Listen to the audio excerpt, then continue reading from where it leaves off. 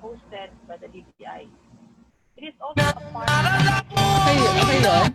project Ayan, Hindi, narinig ko. capacity for unleashing hindi ko siya marinig. Sa amin. Paano kaya yun? Uy, nakakaloka kayo. Ba't kayo nag-i-edit ng naka-screen share yung PowerPoint? Live na tayo. Uy! Ah! Iba tayo yung screen share. Ah. Hindi ko siya Sino nag-screen share? Nem? Nem? Belem, pa-stop daw po ng screen sharing. Okay na. Naka-live na, Gyros? Yes, we are live. Okay. Pa-off na lang ng cameras.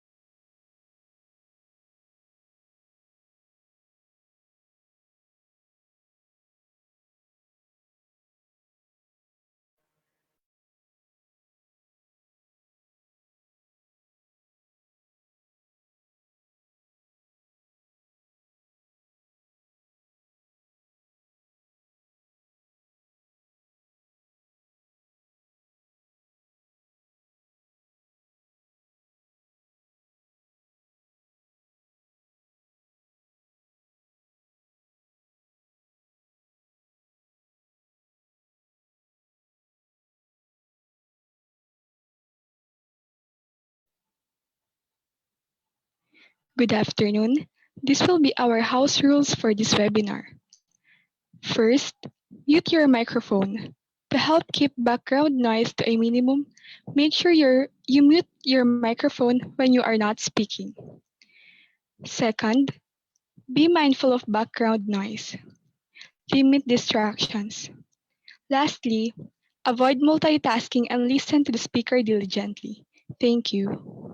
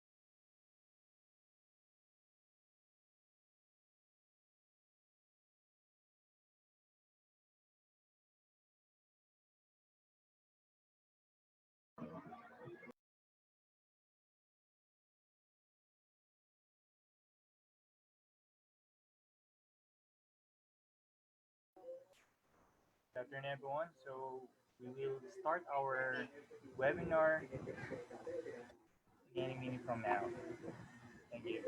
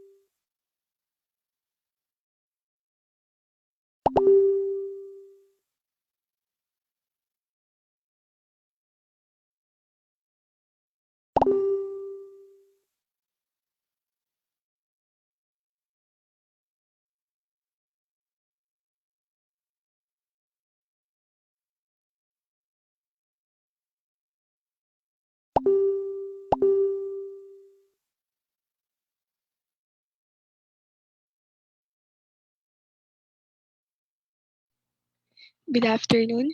Please be ready for the singing of the national anthem of the Philippines.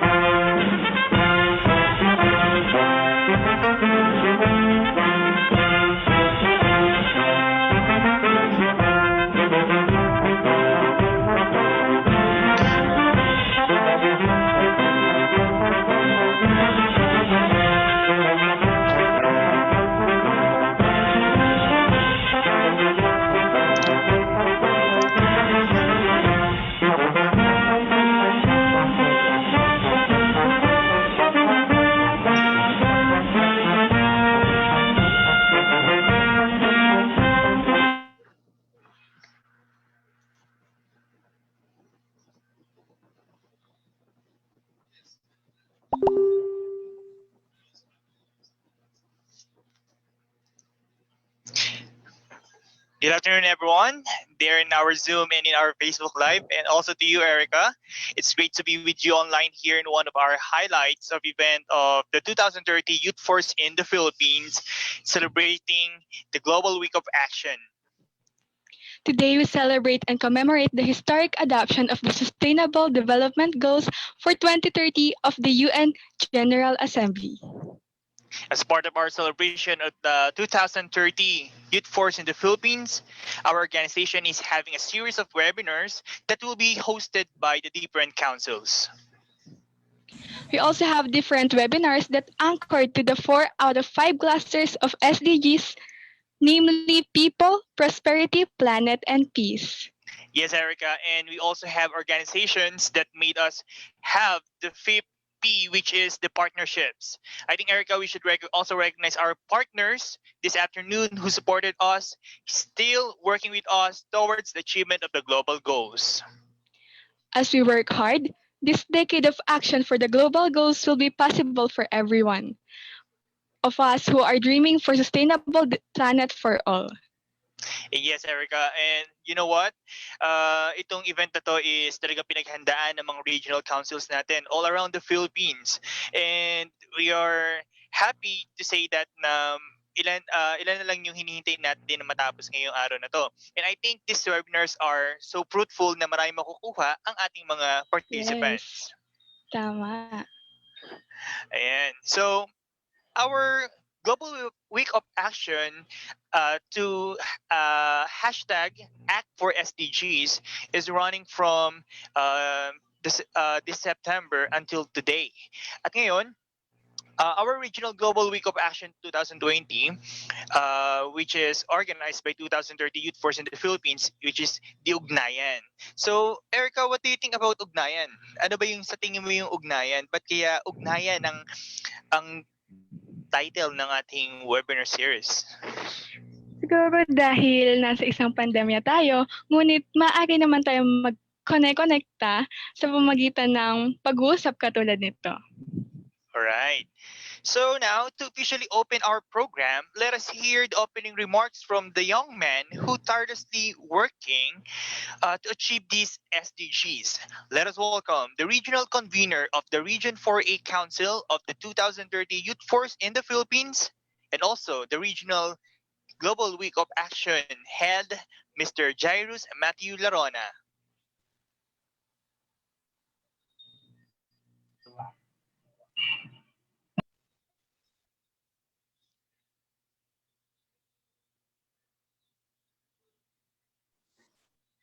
Magandang hapon sa lahat ng participants para sa Kabuhayan webinar. Ako si Jairus Matthew Larona, Regional Coordinator for Region 4A at G2020 Regions Head Ugnayan. So Ugnay, salitang ugnay ay nangangahulugang ang ating pagkakaisa or ating pag-action sa sustainable development goals. Tayong mga kabataan ay may sariling pagkakaunawa, sariling galing, kung kaya't kailangan nagkakaisang aksyon para sa pagyabong ng ating komunidad at sa pandaigdigang at hikain. Tayong mga kabataan ay may responsibilidad sa ating komunidad. Kaya hindi lamang natatapos sa pagiging mag-aaral natin ang ating responsibilidad. Nawa, ang ating mga napag-aralan ay gamitin natin para sa paggawa sa anumang sektor ng ating komunidad. Ang kabuhayan ay isa sa mga haligi ng Sustainable Development Goals. Dahil ang ekonomiya ay isang sangkap sa pag-unlad ng isang bansa at komunidad. Nakikita natin, lalo na ngayong panahon ng pandemya, na ito'y may malaking epekto, lalo na sa ating pangkabuhayan. Kung kaya tayo mga kabataan ay dapat gumawa ng ating aksyon at hakbang upang makapagbigay tayo ng ating sariling ideya at ating magagawa upang matulungan ang ekonomiya sa paglaban ng pandemya. Salamat. Ngayon ay aking ipapakita ang video ng DTI kung saan ano nga ba yung ginagawa ng sektor ng gobyerno at ng Department of the Trade and Industries patungkol sa paglaban sa pandemya, lalo na ang naidudulot ito sa ating mga kabuhayan pangkomunidad.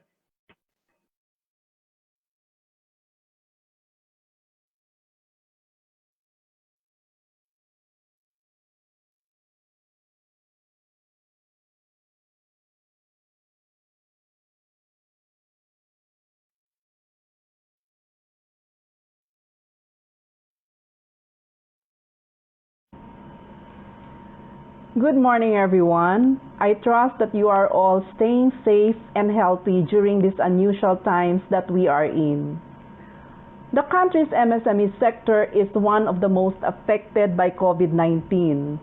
While most of the MSMEs are now resuming operations with the easing of the community quarantine, it is still vital to help this sector cope with the disruption. The Philippine government is actively working to support the MSME sector bounce back better from the impacts of the pandemic through the various government programs and issuances which I will be presenting today. To start, allow me to give you an overview of the MSMEs to recognize how the sector plays a key role in the realization of the government's goal of ensuring inclusive growth and addressing income inequality. The MSMEs account for 99.52% of all establishments in the Philippines. 89.45% of these are micro, 10.5% are small, and 0.5% are in the medium category. Considered as the backbone of the economy, MSMEs are important in propelling the country's economic growth, being major contributors to GDP by stimulating domestic demand through job creation, innovation, and competition. In terms of geographical spread, the Philippine MSMEs are more concentrated in the National Capital Region, in Calabar Zone, and in Central Luzon. The distribution of MSMEs in the country is strongly correlated with the GDP contribution of the regions. Based on the sectoral distribution, nearly half of the country's MSMEs are engaged in wholesale and retail trade, repair of motor vehicles, and motorcycles. As regards the contribution to employment, micro-enterprises account for 29%, small enterprises account for 27%, and medium enterprises account for 7% of total employment. Together, the MSME sector accounts for 63% of the country's total employment. Appreciating this data, support to MSMEs does not only positively affect the entrepreneurs and their businesses, but the millions of MSME workers as well. MSMEs serve as catalysts in reducing poverty by creating jobs. While community quarantine is one of the necessary measures to prevent the further spread of the virus, it is, however, taking a toll on the MSMEs. DTI has been monitoring the impact of COVID-19, and as of May 14, 2020, the results of our nationwide monitoring revealed that 56% of the MSMEs have stopped operations, 14% have limited operations, and 30% are in full operations. Mimaropa region ranks in terms of the number of MSMEs that have stopped or closed their shops, followed by Region 10 or the Northern Mindanao region and the National Capital Region. There is no doubt that COVID-19 pandemic is hurting the enterprises. Hence, DTI, through the following programs, support the MSME bounce back stronger and contribute to the national aspiration to heal as one. One of the programs that we have is COVID-19 Assistance to Restart Enterprises Program, or what we call CARES program of the Small Business Corporation, which is an attached agency to the Department of Trade and Industry. CARES is a 1 billion enterprise rehabilitation financing facility under the Pondo sa Pagbabago at Pag-asenso, or P3, to support micro and small enterprises affected by COVID. Micro enterprises may borrow 10,000 up to 200,000, while small enterprises may borrow a higher loan amount but will not exceed 500,000 pesos. This loan facility is interest-free.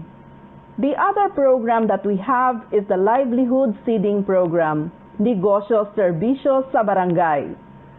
The allotted funding for the LSP-NSB of 203 million will be used to provide a package of livelihood kits and business advisory assistance and services amounting to at least 5,000 to 8,000, and this goes to MSMEs affected by the natural and human-induced calamities, including health disasters. We also have the Shared Services Facility Project, Fabrication Laboratories. Fab Labs are producing personal protective equipment, or PPEs, ethyl alcohol, face shields, aerosol boxes that can be made manually or using the digital fabrication machines such as 3D printers, laser cutters, etc. SSFs, on the other hand, are producing face masks and face shields. Fabrication of items such as scrub suits, reusable masks, and ventilators are being made to address the gap. Then we have the Descuento Caravan. These are rolling stores, some of which are done jointly with the Department of Agriculture and the local government units in cooperation with the MSME suppliers to ensure supply of basic necessities priced in accordance with or lower than the suggested retail prices. This also provides markets for our MSME manufacturers of basic necessities to sell their products, as well as assisting our consumers by providing them products at discounted prices.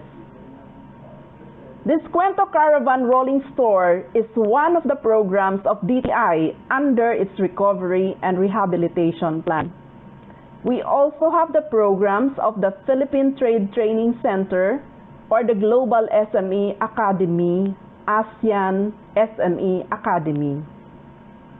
The PTTC paves the way to a more convenient, wider, and open access online trainings and resources for the Philippine MSMEs.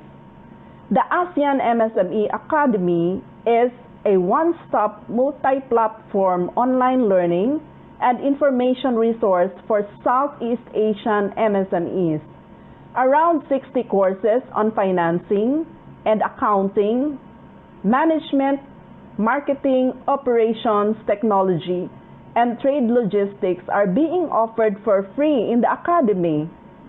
It contains courses on digital shifts such as digitalization and its impact to MSMEs, boost your business with Facebook, social marketing, social media marketing, effective business websites, among others.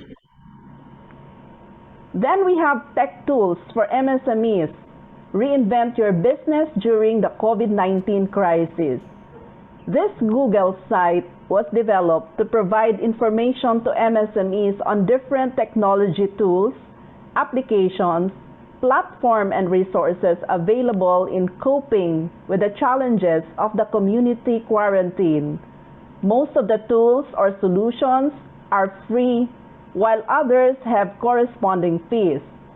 These are categorized based on the functionality across multiple categories such as e-commerce, e-payment, digital marketing, logistics, work-from-home collaboration tools, productivity tools, webinars, and finding an expert and government resources. Then we have the Control Plus B's Reboot Now, which offers a series of free webinars that are targeted to MSMEs who need to transform their business digitally. Enablers across the entire e-commerce ecosystem will provide their expertise and experiences on how to take advantage of the digital space.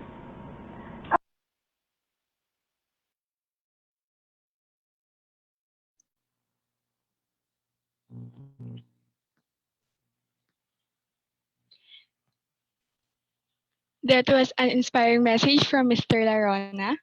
Sabi nga ni Kuya Joy kanina na tayong mga kabataan may iba-iba tayong pananaw tungkol sa ugnayan, ngunit sa panahon natin ngayon, mas kinakailangan natin maging isa para mas doon tayo pumunta sa adhikain natin. Yes, Erica. And again, our region is offering us a webinar about the prosperity tester. And hindi lang dahil ito yung na-assign sa region natin because sa region natin is one of the industrialized na region sa Pilipinas. At ang Region 4A, isa sa mga mayamang rehiyon sa ating bansa. Ngayon naman, in this webinar, we have just invited these amazing and very reliable speakers who will deliver us the topics that is covered by this webinar.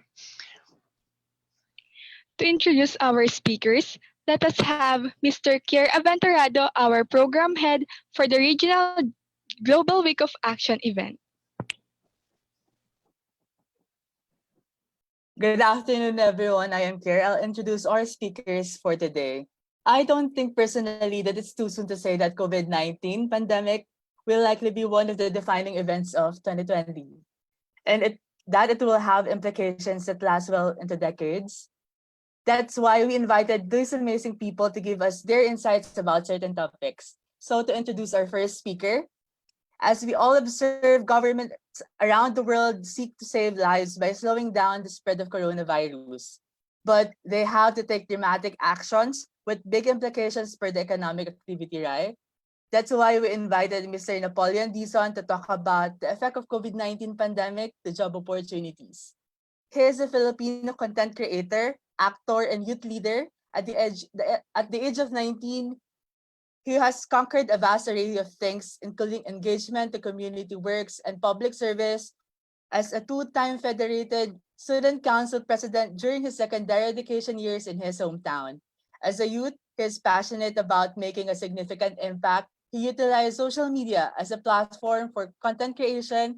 In his first months of actively participating in virtual world, he primarily posts about fashion, food, lifestyle, and traveling. However, things started to change when he paid more attention to health and fitness. Through his perseverance, discipline, and dedication, he became a inspiration to many. When he successfully lost 130 pounds, his lost weight story became a springboard into his entrance to the entertainment industry. As he continuously strives to fulfill his goals, he'll look forward to learn from people who have his same passion and dream. This young man from Pampanga continues to show how hard work, commitment, and discipline can take you to places. Let's all have a virtual round of applause for Mr. Napoleon Nissan. Let's all welcome Mr. Nissan. Hi. Hi, hello. Good Hi afternoon po. everyone. Hello, good afternoon then. Um, yeah, thank you for that, Kier. And thank you po to everyone who's here. How many are we now? I guess we're 30. Tama ba? We're 30 now. Oh, no. Okay, so Po. okay. Anyway, before I start, if ever like some of you wants to eat or drink, it's fine na. And if ever na you have something to say, just feel free to unmute yourselves or you can chat sa chat box if ever you have something to share or you have some things na you agree or disagree to what I'll be sharing with you. I really opted not to use any visuals. Kumbaga parang kwentuhan lang to, so go lang. If ever some of you don't wanna turn on their cameras, it's fine as well. Just message or just unmute yourselves if ever you want to share something. So for this session, I will be talking about the effects of COVID-19 on job opportunities, and I will go straight to giving you some points on what can we do to address the effects of the pandemic financially and mentally. And I will keep it short lang para we have more time for open forum kasi I personally requested na it will be more effective if I'll answer your questions directly. So to give you a brief introduction, ang ekonomiya ng Pilipinas is reliant on the consumption side. So that's a thing I learned taking Econ 11. And kumbaga, yung ekonomiya natin, 2/3 nun, it relies on yung pagkonsume ng mga Pilipino. So during this pandemic, especially before nung ECQ, na we can't go out, uh, it's parang mainam for us to stay at home, nag-slow down yung consumption, of course, and nagkaroon yun ng direct impact sa ekonomiya ng Pilipinas. Well, now, na mas less strict yung quarantine natin, like for example, here in Pampanga, we're under enhanced general community quarantine. I'm just not sure there sa other places. So still, kahit nakabukas na yung mga malls, yung mga salons, marami pa ring mga establishments na hindi pwedeng puntahan. And most of the establishments naman na pwedeng puntahan ngayon, usually 50% lang, 30% lang yung inaalaw nila. So, nagkaroon to ng epekto sa ekonomiya ng Pilipinas. I'm sure you've heard about yung recession, economic fallout, lahat ng mga bagay na to. So to answer the question, now what are the impacts of COVID-19 to the job opportunities and economy dito sa Pilipinas? Ano ba yung naging epekto? So of course, COVID-19 has had a significant impact on the employment in the Philippines. Ako personally, although I'm still a student, so some of you actually are maybe older than me pa nga eh. I'm 21 years old. I'm studying at the University of the Philippines, psychology, third year. Yeah, third year ako ngayon. And but for the past 2 years, I've been working as a content creator. So most of my work or events are done in Manila. So naapektuhan ako personally kasi I think before, di ba, it was announced around March yung quarantine tapos hanggang April. So for between March and April, I guess like I have 6 events na hindi ko napuntahan. And syempre kahit papano, di ba, there's pay on that part and I lost income personally. Pero syempre, this is nothing compared to yung mga tao, yung mga magulang na nawalan ng trabaho. Syempre may isang buong pamilya yung umaasa sa kanila. You know what? There's a study na sinabi nila na a majority of employees reported their job was suspended or nabawasan yung pay and they were forced to take unpaid leave. And only 37% ng mga empleyado na to reported na walang naging impact yung COVID-19 sa kanila. So imagine if if that's 37%, so 63% ng mga yun naapektuhan ng pandemya. And a total of 6 out of 10 families lost their income. And over 60% of those affected began working from home. So, syempre sa atin, on our part, it's a lot easier. Although marami pa rin tayong nagiging problema like internet connectivity, conduciveness ng place, syempre, pag nasa bahay tayo, di ba? Ako personally, now that I'm studying at home, iba pa rin. If you will ask me what I personally like, siguro some will appreciate this kind of setup kasi it's a lot easier and it's more efficient. Like, di nila kailangan mag-spend ng pamasahe, mas matipid siya. But then, it's hard in a way na etong bahay na to, like for example, yung mga bahay na tinutuloyan nyo, it's not really meant for studying. So, minsan, nalilito tayo, like, ano ba ako ngayon? Parang, di ba, hindi tayo ganoon ka-efficient. So, if like tatanungin ako personally, I would still prefer physical classes rather than, just meeting the prof and your classmates virtually. So, isipin nyo na lang na yung, di ba, 60% of those affected began working at home. Sa atin, medyo okay pa. Pero paano naman yung mga, let's say, professors, let's say, yung mga nasa corporate world na around mga 40 to 50 years old, yung mga malapit na mag-retire, paano sila makakapag-adjust sa bagong way of work? Like, how are we gonna help them navigate Zoom or Google Docs? Syempre yung mga to bago sa kanila. And lahat tayo, hindi tayo handa sa ganitong klaseng pagbabago. Unlike for example, let's say meron tayong 3 months preparation, di ba? Although the first reported COVID-19 case was, I think, if I'm not mistaken, correct me if I'm wrong, December. So, pero from like January to March, medyo chill lang tayo, di ba? Sinasabi nila, sige, wag muna tayong mag-travel ban, hayaan muna, magiging okay din yung lahat. So we were able to prepare talaga for this kind of setup. Kaya marami sa atin nahirapan, marami sa atin nangapa. And 48%, going back to the study, 48% of women and 39% of men reported a negative impact on their mental well-being. So ngayon, dito pumapasok yung problema na hindi lang COVID-19 ang problema natin ngayon.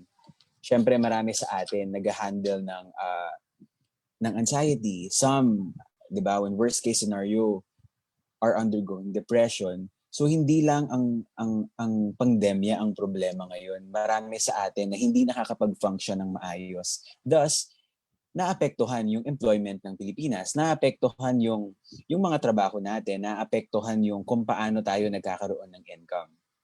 I don't want to overwhelm you with data or any information. Instead, I want to encourage you to keep an eye with everything that is going on right now.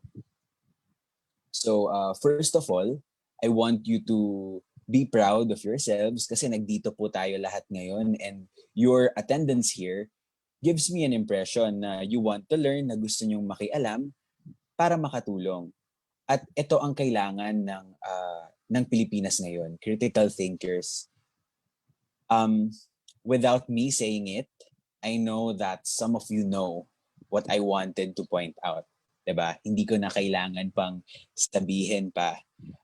Ngayon na mas marami tayong oras, ngayon na mas diba, mas libre tayo, we have the luxury of time. Sana patuloy tayo mas maging involved, na sana mas mag-attend tayo sa mga ganito kasi this is the only way on how we can address problems, diba, sa employment, sa academe, sa lahat ng bagay, sa health, sa kalusugan natin. And iba't iba ang atake natin sa pandemyang ito. As human beings, we crave security and we want to feel safe and have a sense of control over our lives. Ang fear and uncertainty can leave us feeling stressed, anxious, and powerless. And iba-iba yung ano natin, yung tolerance natin sa uncertainty.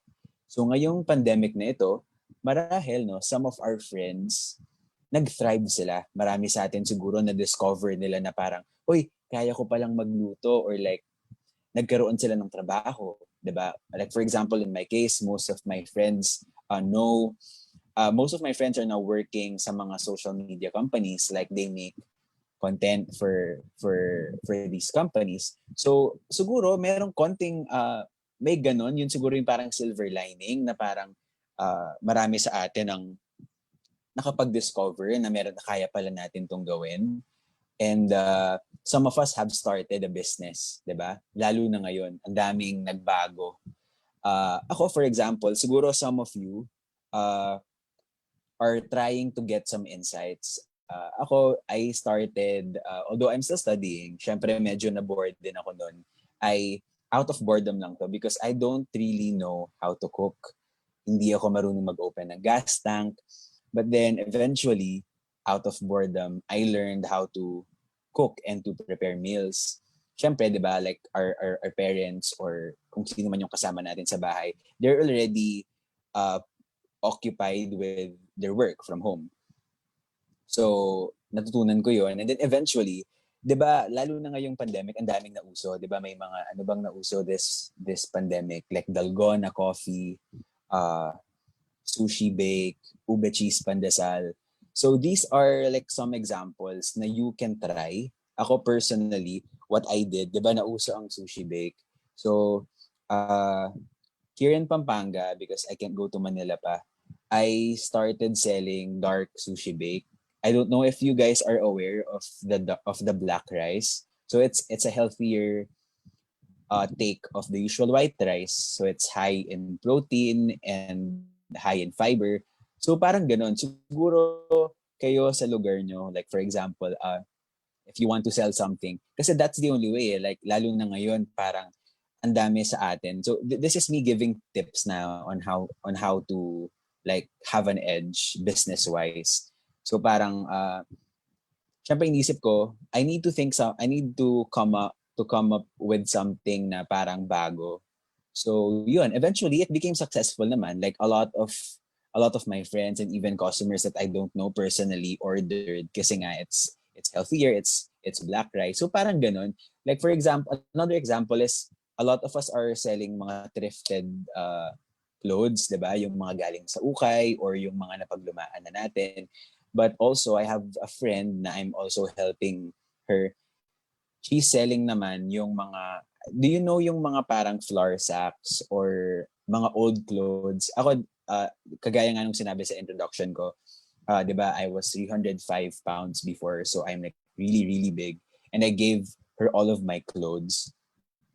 And apparently, ginamit niya yun, like pinatahi niya yun, pina-alter niya yun, para mabenta niya. So these are just some tips on how you can kickstart a business without spending lots of money. Syempre, ang problema naman sa atin ngayon is wala tayong capital kasi nasa pandemya nga tayo and medyo gipit tayo now. So, yun yung mga pwede nyong gawin personally.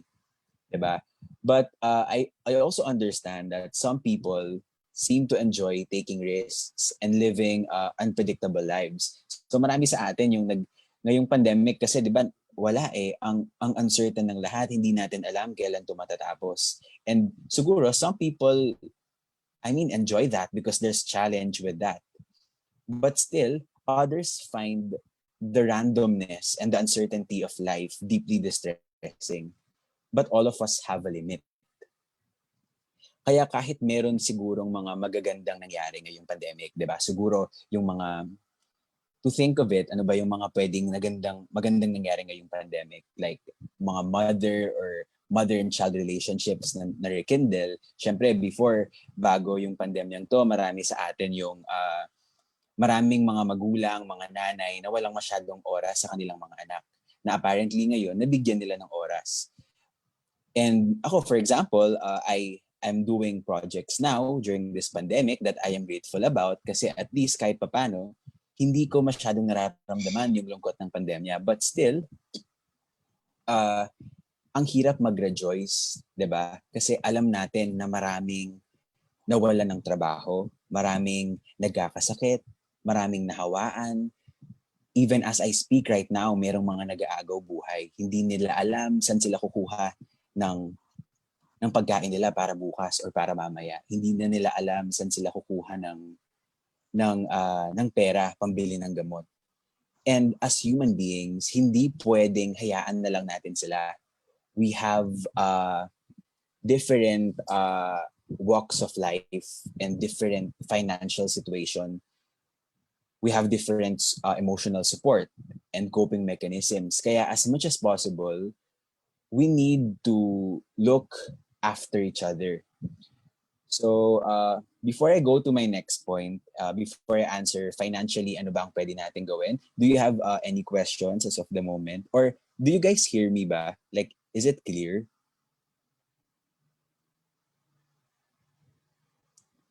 Here? Yes po, Are it's you very there? clear Okay naman po. naman? It's And, clear opo, naman? I think we can Okay. start answering questions na po from our participants, right? Yeah, siguro. I mean, from that, although mamaya pa, Opo. pero as of now, do you have questions ba? Wait, I'll view the chat. Wala naman sa chat box. So, okay pa naman lahat? Opo. Okay. Sige, I'll you. Uh, I'm really super overwhelmed pa as of now. I just realized that a lot of you are older than me, and I hope po na may matutunan kayo, and I'm also looking forward to learn from you, which is why I accepted this kahit super daming kailangan gawin, because I'm also looking forward to really learn from you. So if you guys have anything to share, go lang. You can unmute and just go lang, magsalita. I'll stop. Okay. So anyway, going back to answering the question financially, ano ba ang pwede nating gawin? So if you're worried about money, you're not alone. Marami sa atin, many of us from all over the world and from all walks of life are having to deal with financial stress and uncertainty at this difficult time.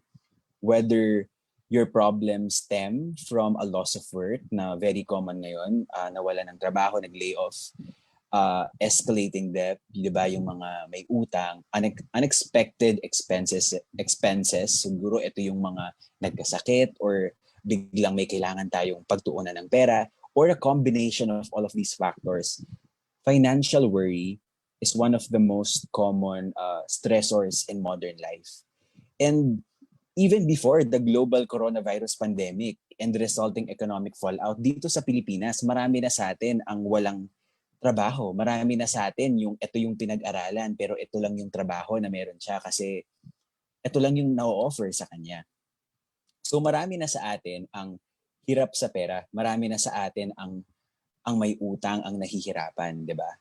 So now, if you come from a well-off, of course, 'di ba, pag tinanong, ano bang pwede natin gawin? So siguro if you come from a well-off family, or if you come from a family na, alam mo 'yon, nabibili naman yung mga kailangan nila for everyday, pwede mo silang sabihan na parang, oy, magtipid-tipid naman tayo, 'di ba? Magtipid naman tayo sa aircon, if hindi kailangan, wag na tayo masyadong gumamit ng electricity, magtipid sa tubig, magtipid sa pagkain. But the problem lies here. Paano naman yung mga pamilya na nakaasa sa isang tao na no work, no pay, 'di ba? Ang daling sabihin na parang, uy, magtipid ka na, ito na lang muna yung kainin natin, wag na muna tayo masyadong maluho sa pagkain. Pero paano mo yun sasabihin sa pamilya na kahit pambili ng bigas, wala sila, na umaasa na lang sila sa relief goods, 'di ba? So ang daling sabihin ng mga yun 'di ba? Na parang, alam mo, magtipid na lang kayo, wag na lang kayong mag-inarte. Pero 'di ba nakakahiyang sabihin at nakakalungkot isipin na marami pa rin na mga pamilya ngayon na natutulog na lang sa daan, 'di ba? Nawalan na ng pambayad ng renta ng bahay. You know what? Before, sabi ko sa sarili ko noon, tutulong na lang ako. 'Di ba, parang ang dami lalo na ngayon. I'm sure you're familiar with the woke culture na, 'di ba, parang may mga sinasabi sila tungkol sa mga nagiging issues na 'yon, mga political issues, and nung time na 'yon I realized na parang ayoko nang makisali, ayoko nang nakakapagod ng magsabi ng thoughts mo about the government. So sinabi ko nun sa sarili ko na parang, I'll just finish studying, I'll just find a good high-paying job and tutulong na lang ako. But I realize hindi yun sapat. We need to do something. We need to educate people. We need to open our eyes to the reality. I don't want to say anything about that anymore. Alam nyo na yun, di ba? Instead, I hope na kapag tayo na ang may pribilehiyo at may kapangyarihan at tayo na yung nanunungkulan, di ba? I hope na makapagbigay tayo ng pagbabago. Who knows, di ba? Sa inyo, sa mga nagdito po, di ba? Maybe one of you ay magiging senator or magiging mayor, di ba? President even, magkaroon ng posisyon sa gobyerno. Di ba? Please, di ba? Huwag sana natin sayangin ang oportunidad na tumulong sa maraming tao para pag may mga problema tulad nito, 'di ba? Lalo na yung itong pandemic na ito, I know, 'di ba? Pwede nilang sabihin na hindi naman natin 'to ine-expect. Kaya sana wag kayong masyadong pansin ng mali. Yeah, we do understand that na walang nag-expect na ganito. But it's not tantamount to saying na maghintay na lang tayo sa vaccine, di ba? We should do something about it. And as of now, tayo bilang mga youth, ang naiisip ko na pwede natin gawin is to keep ourselves informed. Para pag tayo na yung nandoon sa posisyon na yun, alam natin yung mga kailangan natin gawin. On a personal level, ano ba yung nagiging problema natin? So for me, adjustment is one. So ito din yung nagiging problem kung bakit nawalan ng job opportunities, kung bakit nagkakaproblema ngayon financially. We've been through a lot of challenges and difficulties during this pandemic, and for sure, eventually a lot of these would still come in our way. The sudden shift from personally seeing our friends and colleagues, 'di ba? Yung trabaho natin na parang nakakapagkwentuhan tayo sa pantry or meron tayong mga konting break sa work, nawala lahat ng yun. Now we have to navigate everything alone. Although may mga kasama tayo virtually, pero personally, kung paano natin i-set up yung bago nating magiging trabaho sa bahay or pag-aaral sa bahay, ginagawa natin siya mag-isa. Dagdag pa doon yung mga responsibilities natin outside being a student or being an employee. Responsibilities natin sa bahay. And 6 months na tayo sa community quarantine and sobrang overwhelming and suffocating na nito, di ba? And we are all still not used to this setup, and adjustment to this next normal is one of the hardest challenges that also affect our mental health and well-being. We think that the most effective way, ako personally, the most effective way to prepare and to overcome the situation is to face it together with our closest circle of people.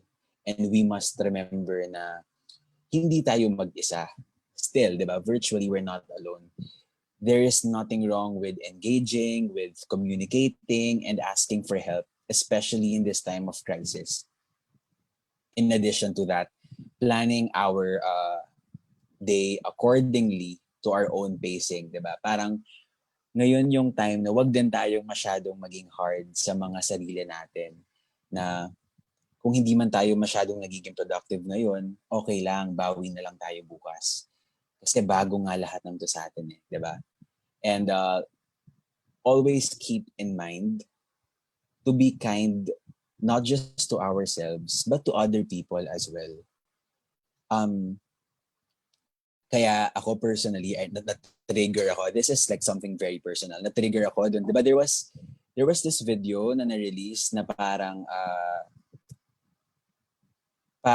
they take it again, they hold it against their professors, yung online classes, na parang nagagalit sila sa prof nila. It's not true.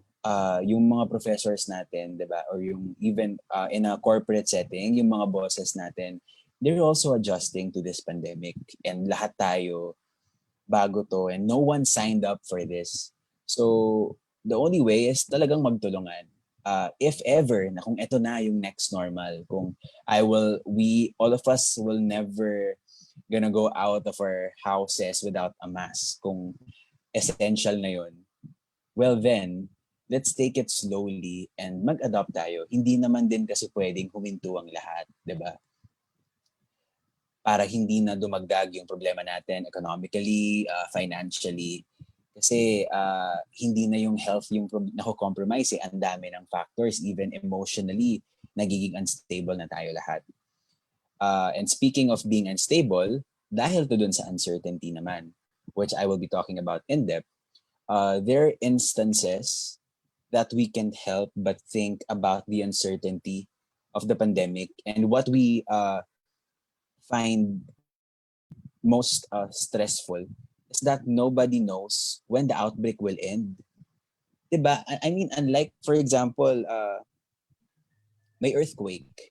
Wag naman sana, diba? Like, for example, there's an earthquake or there's a calamity. Pag tumigil na yung bagyo, diretso na tayo sa pag-aayos, sa pag-rehabilitate ng mga naapektuhan. Pero ito kasing pandemic, how can we rehabilitate if our actions are limited?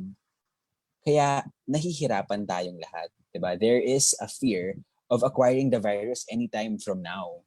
As much as I wanted to help my relatives who are having a hard time at work, I can't because I need to stay at home and I need to look after my safety para I am assured that the members of the family at home are also safe. Kasi now, di ba, we are not just looking after ourselves. Kailangan nating maging maingat para rin sa iba, di ba? Who among you sinabi na to na parang, alam mo, hindi naman ako takot magka-COVID. Takot akong makahawa ng COVID. Diba? Ako parati ko yun sinasabi. Well, oo, takot ako magka-COVID of course. Pero mas natatakot ako na mahawaan ko yung mga mas mahihina yung immune system nila. Kaya, yun nga kailangan talaga nating mas maging maingat. With regards naman to the economic recession happening, the possibility of employee retrenchment from the company, diba, for parents is also one we're worried about. And we think that being well-informed and taking extra precautions in this difficult time will help in lessening our fear and sense of uncertainty. So generally, we think that the best thing to do is to just breathe and try, diba? And we also need to have contingency plans. So, yun, try nyo simulan, di ba, on your subdivision. Try nyo to think of a business na pwedeng makatulong sa atin to raise income. Di ba, ang dami sa atin na, I don't know if you've heard of it, pero di ba may mga flight attendant na ngayon nagtitinda sila ng lomi sa daan. Di ba? So it's also about swallowing your pride and rolling your sleeves. Kasi sabi nga nila, di ba, our goal this 2020 is to finish the year na buhay. To survive this year is a huge accomplishment na. And it's true. Kaya like pahinga muna tayo dun sa parang dapat may ganito ako sa bank account ko, dapat naging ganito ako at the end of 2020. We all just need to survive. And from there, di ba, we try to go back to where we left off. So, siguro, here are like the few things that I want you to remember. But before that, do you have any questions? Wait, parang there's a question ata. I know, si Kier pala. Yeah, if you have any questions, just feel free to type.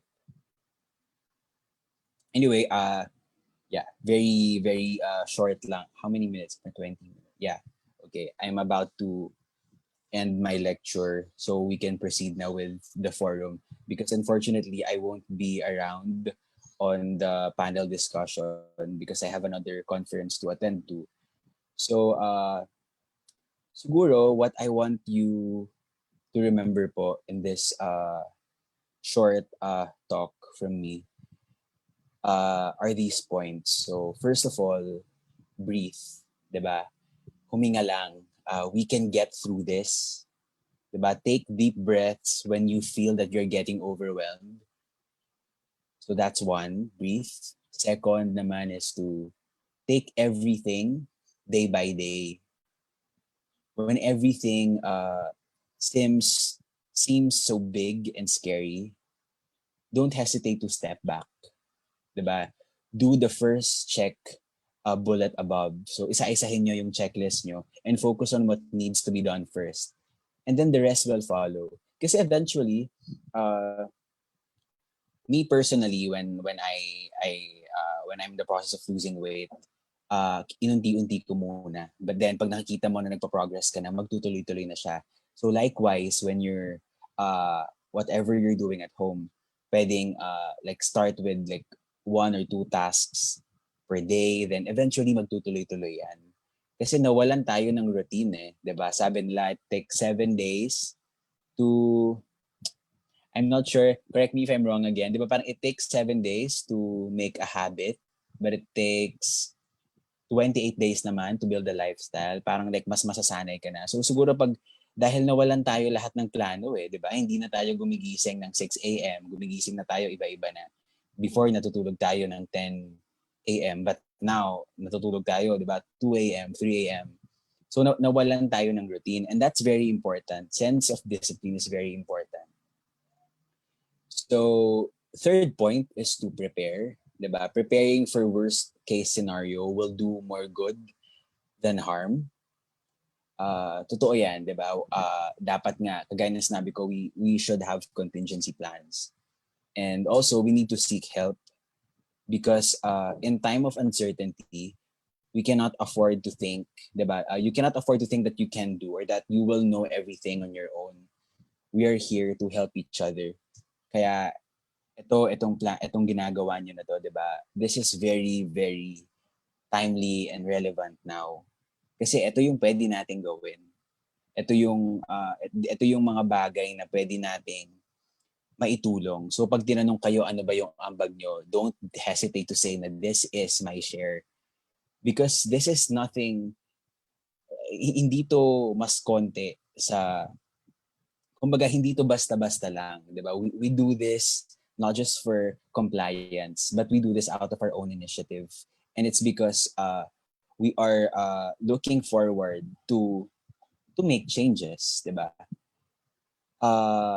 Another thing is to always be kind and passionate with yourself and others. Syempre, this is very important. I know that you guys know this na parang huwag masyadong maging harsh sa sarili if ever pumalpak, if ever nadapa. Kasi just see to it na those situations are avenue for development, are avenue for improvement on our part. And of course, very important is to always pray, diba? If you are a believer in a higher being, then seek guidance, seek strength and light. If this does not apply to you, seek goodness and positivity to help you through these challenges. And when you have done anything, when you have done everything humanly possible, you have to learn how to let go. And this does not mean walking away. Rather, know when you need to take a break again, to go back to breathing and be mindful of yourself. When I say letting go, it doesn't mean na you will just walk away and like tatalikuran mo na lang yung mga responsibilidad mo, but rather, let go for a while, but you have to come back stronger and better. Diba? Lilipas rin and matatapos rin naman yung pandemic na ito. So that's all that I want to share. So if you have questions about job opportunities, I will try to answer it as much as possible. So yeah, I'm not care what time am I supposed to finish? Dahil medyo nabago yung time. Para I know how many questions should I entertain? Yung nag-run lang naman po yung talk natin for 30 minutes. We still have around 10 minutes pa for the Q&A. Okay, Mga okay. So, siguro po mga 2:26 until 2:26 po tayo. okay. Sige. Ayan. Do you have any questions po ba?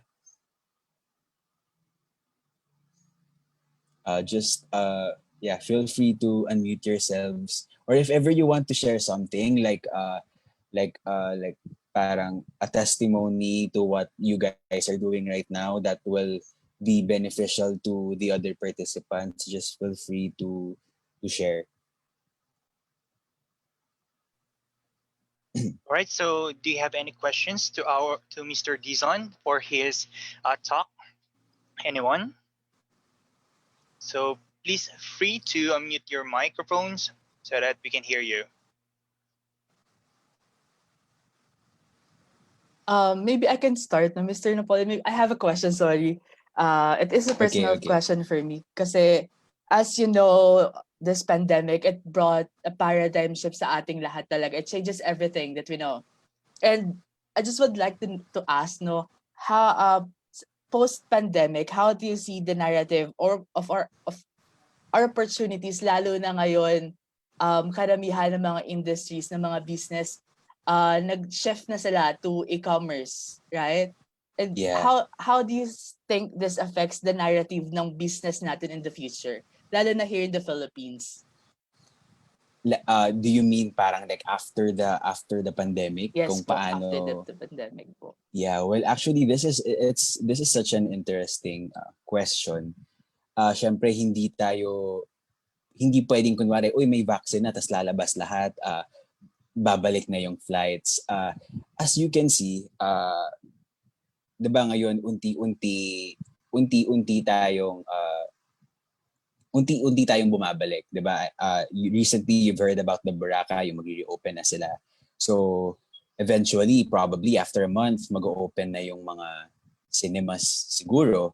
And bumabalik unti-unti. And siguro for some, it could be parang bakit bumabalik sa lahat? Ang daming cases, ang daming kung 'di ba sinasabi nila, ako like madalas tong naririnig, especially to like the baby boomers or the boomers na parang bakit kung kailan maraming cases, doon bumalik ng lahat. So it's a dilemma on ano ba ang ipa-prioritize natin, ang health or ang ekonomiya. Ang sinabi ng Batanes nung time na yun, 'di ba sa Batanes, if I'm not mistaken, then wala silang COVID case kasi inuna nila yung kalusugan. So that dilemma is something na parang it's dynamic yung problema na to. So ibig sabihin nagbabago-bago siya, hindi naaral siya. It really it depends on the trend, and iba-iba yung atake bawat sektor. So regarding the question yung post-pandemic, ako personally, ang masasabi ko is hindi na tayo makakabalik doon sa kung paano siya dati talaga. Kasi ang daming nagbago like ang daming nawala, but on a positive note, ang dami ding mga nag-evolve. 'Di ba? Like for example, here in Pampanga, ang daming businesses yung nagbukas yung mga food delivery service. Kasi before here, we only have Grab and Food Panda, but now there are so many, like more than 20. So maraming mga bagong opportunities na nandyan. And siguro din yung sa health sector naman, marami din yung mas nangailangan, although yung problema naman kung paano sila babayaran. So we cannot, I feel like we can't go back kung paano tayo prior to COVID. So maraming nagbago. But for me, ang pwede lang gawin doon talaga is yun nga, is to really, is to mag-adapt. That if ever, kung ano man yung kakailanganin, kung ano man yung mga job opportunities that will be offered to us, na pwede pa rin natin siyang ilinya sa kung ano yung pinag-aralan natin or kung ano yung eksperto natin, then we should be courageous enough to accept it. And just to be, siguro it's important then to be parang proactive pa rin sa work and sa environment na ginagalawan.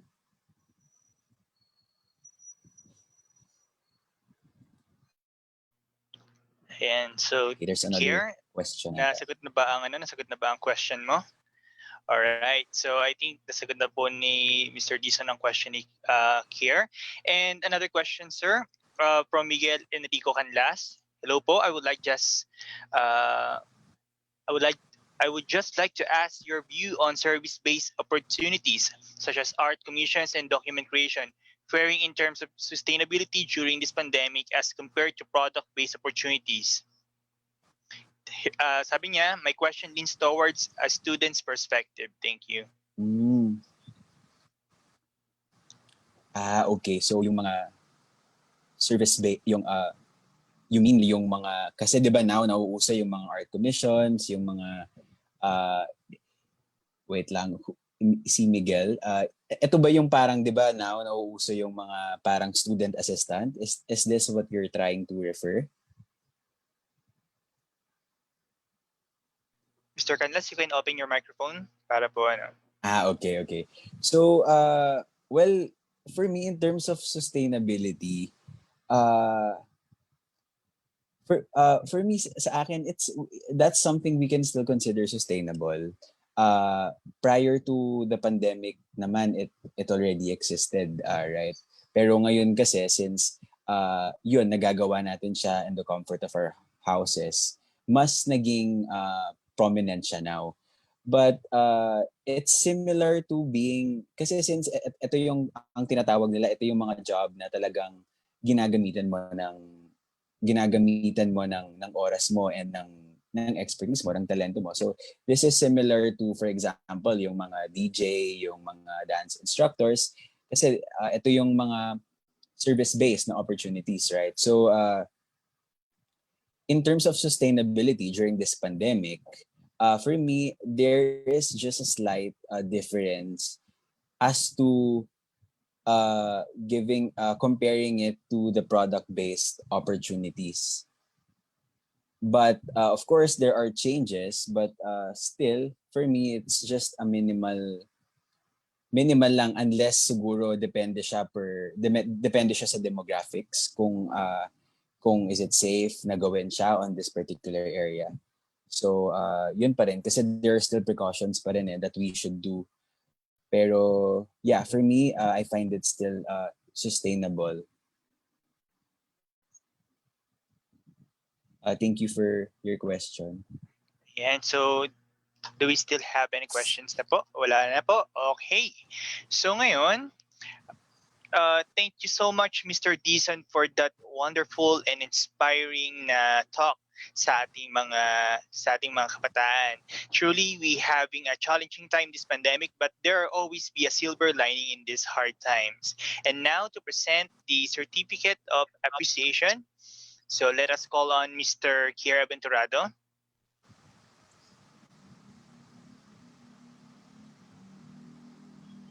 Ayan, thank you very much, Mr. Napoleon, for enlightening our audience na it is hard to start a business right now, but it's not impossible, no?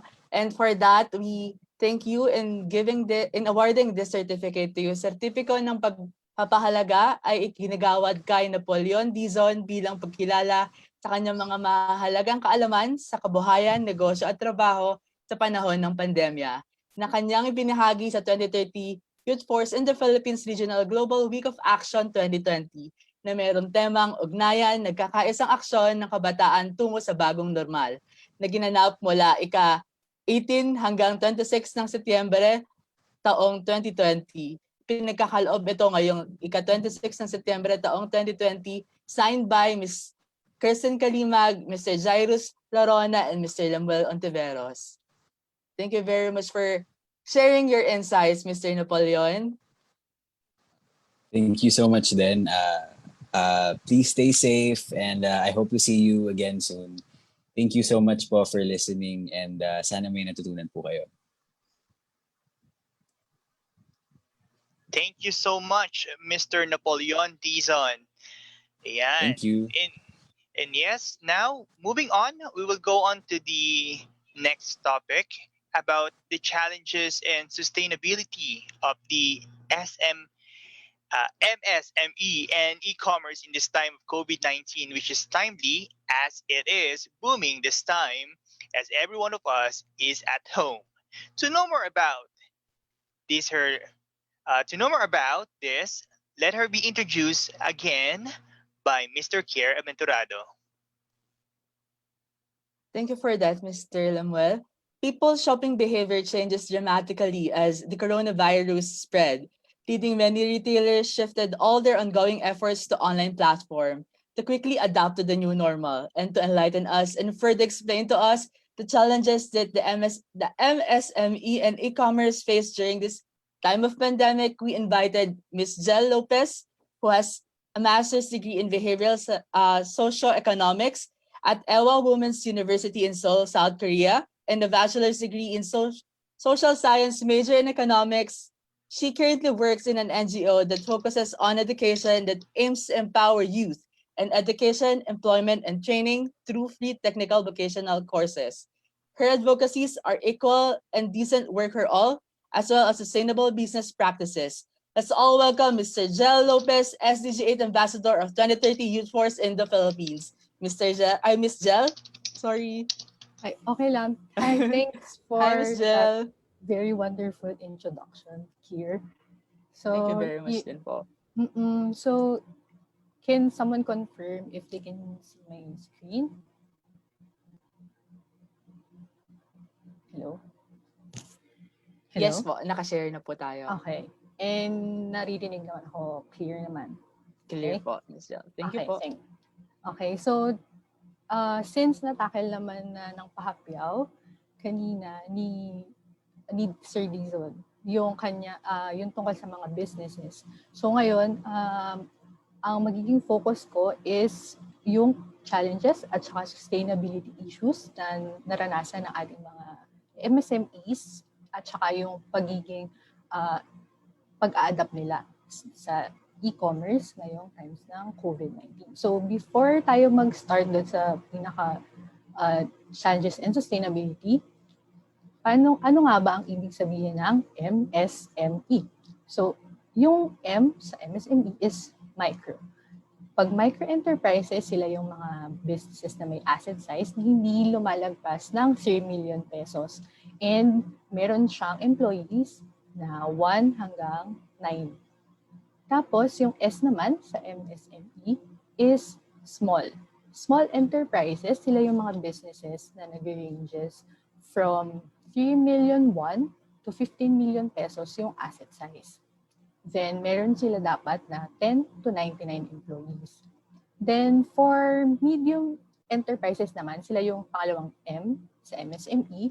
So, medium enterprises, sila yung mga businesses na may asset size na nag-a-amount ng 15 million won hanggang 100 million pesos. Tapos meron silang employees na nag-range from 100 hanggang 199 employees.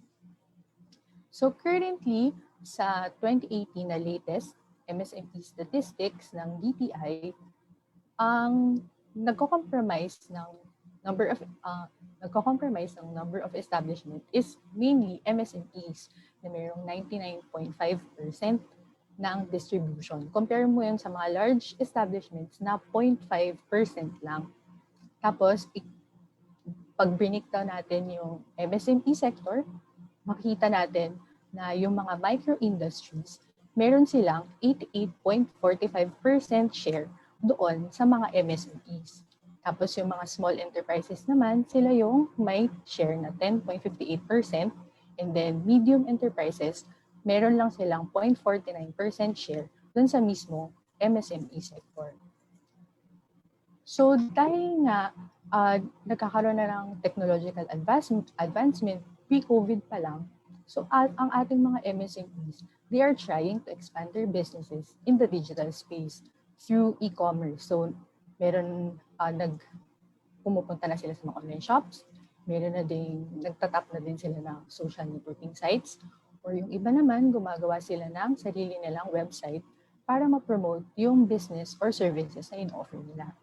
So, nagli-lead to sa mas maraming customers. Siyempre, kasi pag nag-start na silang mag-e-commerce, nagkakaroon na sila ng more reach para sa mga potential buyers pa. And then, at the same time, dahil dun sa mga promotions nila, mga online publicity materials, unti-unti din nilang napopromote yung brand nila at saka nakaka-attract ito ng more potential customers na nasa digital space. So, nagli-lead to sa potential economic growth. Kasi syempre, yung mga businesses na nagtatap sa e-commerce, lumalaki yung market nila.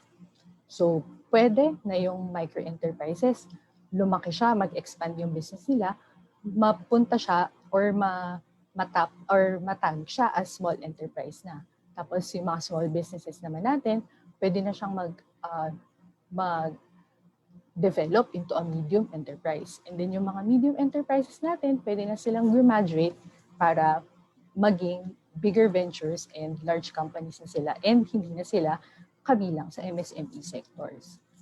So dahil din dito sa pag-graduate na ating mga micro, small, and medium enterprises, syempre meron din siyang malaking epekto sa national economy. Kasi syempre, itong mga enterprises na to is makakabigay din ng job creation. So, pwede silang mag-employ ng mas maraming employees kapag nakapag-expand na sila into e-commerce. Tapos, nakakapagbigay din sila ng inspirasyon para yung ibang tao is maging mas gusto nilang magiging inspired sila na mag-start din ng sarili nilang business. So, bukod doon, makikita din natin na ang MSME is malaki siyang tool para yung mga goals natin, sustainable development goals natin, ay ma-achieve natin. So for example, sa goal number 1 ng ending ng poverty in all its forms everywhere, na SDG 1, ang role ni MSME is mag-create siya ng employment opportunities na makakatulong at makaka-lift ng less fortunate people out of poverty. And also, those poor and marginalized people will be able to get employment or maybe dahil dun sa mga MSMEs na nag-extend na sila into e-commerce, pwede na silang magkakaroon sila ng mas maraming job openings kasi kunwari kailangan nila ng social media manager na para dun sa kanilang online business. O kaya magkakaroon na sila ng professional photographer para dun sa business nila, ganun. So, dahil dito sa mga extension ng MSME e-commerce, pwede na din sila makapag-create ng mga iba't ibang klaseng jobs dahil doon, makapagbigay siya ng employment sa mga less fortunate. And dahil doon, pwede nating ma-achieve yung goal 1, which is to end poverty in all forms everywhere. So doon naman sa pang SDG 5, yung goal number 5 is yung achieving gender equality and empowering all women and girls. So merong report yung International Finance Corporation na pinapakita niya na sa atin dito sa Pilipinas, 87% ng businesses is started by women entrepreneurs. So ibig sabihin, yun sa MSME sector natin, 87% doon is managed and started by women. So, ang laki ng numbers nun, di ba? 87%. Pero, makikita natin sa mga studies na meron pa ring challenges ang kinakaharap ng ating mga women entrepreneurs. Kasi syempre, limited pa rin yung access sa finance. Limited access pa rin or may limited business skills pa rin sila. And limited din yung access nila to networks. So dahil doon, pwede itong maka-affect dun sa sustainability at saka life ng businesses nila. So dapat itong mga challenges na to is mas strengthen natin yung capacities nila para mas marami pa silang jobs na ma-produce, and yung jobs nila is ma-sustain nila, and kamalaunan is ma-achieve natin itong goal number 5, which is gender equality. Then, doon naman sa SDG 8, sa goal number 8, which is promoting sustained, inclusive, at saka sustainable economic growth, full and productive employment, at saka decent work for all. Meron kasing ASEAN study noong 2018 din na sa Pilipinas, ang MSMEs is nag-contribute ng 36% of the country's GDP. So, yung 36% na yon noong 2018, siguro kung gawin nila itong study na to ngayong 2020, siguro mag-exceed na ng more than half ng GDP ang nako-contribute ng MSMEs sa ating GDP.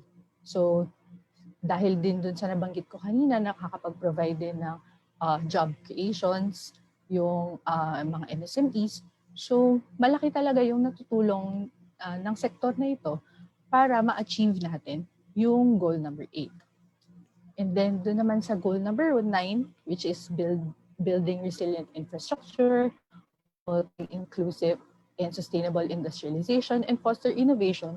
Syempre, yung mga MSMEs natin, nagpo-promote din sila ng innovation. Kasi merong mga new and small firms na sila yung nagda-drive mismo ng mga bagong innovations sa mga business na critical para maging para ma-improve yung service ng mga kunwari mga internet providers natin or yung finance sector, ganyan. And also, yung mga improvement na yon, syempre, nakakabigay siya ng improvement din sa economic growth. So, dahil doon, meron pang, syempre, yung mga MSMEs, meron din silang business models at saka solutions na pinoprovide. So, itong mga business models at mga solutions na to is nagpo-promote ng efficient resource use at saka greater adaptation ng mga environment-friendly industrial processes. So, doon naman sa number 10, halos pareho lang ito ng gender equality. Pero doon sa SDG 10 is reduce inequality within and among countries. So, hindi na lang siya na nade-divide into gender, but ito, inequality for reducing inequality for everyone na sa planet. So yung mga MSMEs natin, mga small businesses, micro businesses, saka medium enterprises, syempre nagpo-provide sila ng goods and services dun sa mga small and remote areas na hindi naaabot ng mga large firms natin. Kunwari, sa kabundukan, wala namang masyadong mall doon, di ba? So hindi yung mga malaking groceries, wala din, ganyan. So, ang nagpo-provide sa kanila ng mga goods and services nila is yung ating mga sari-sari store.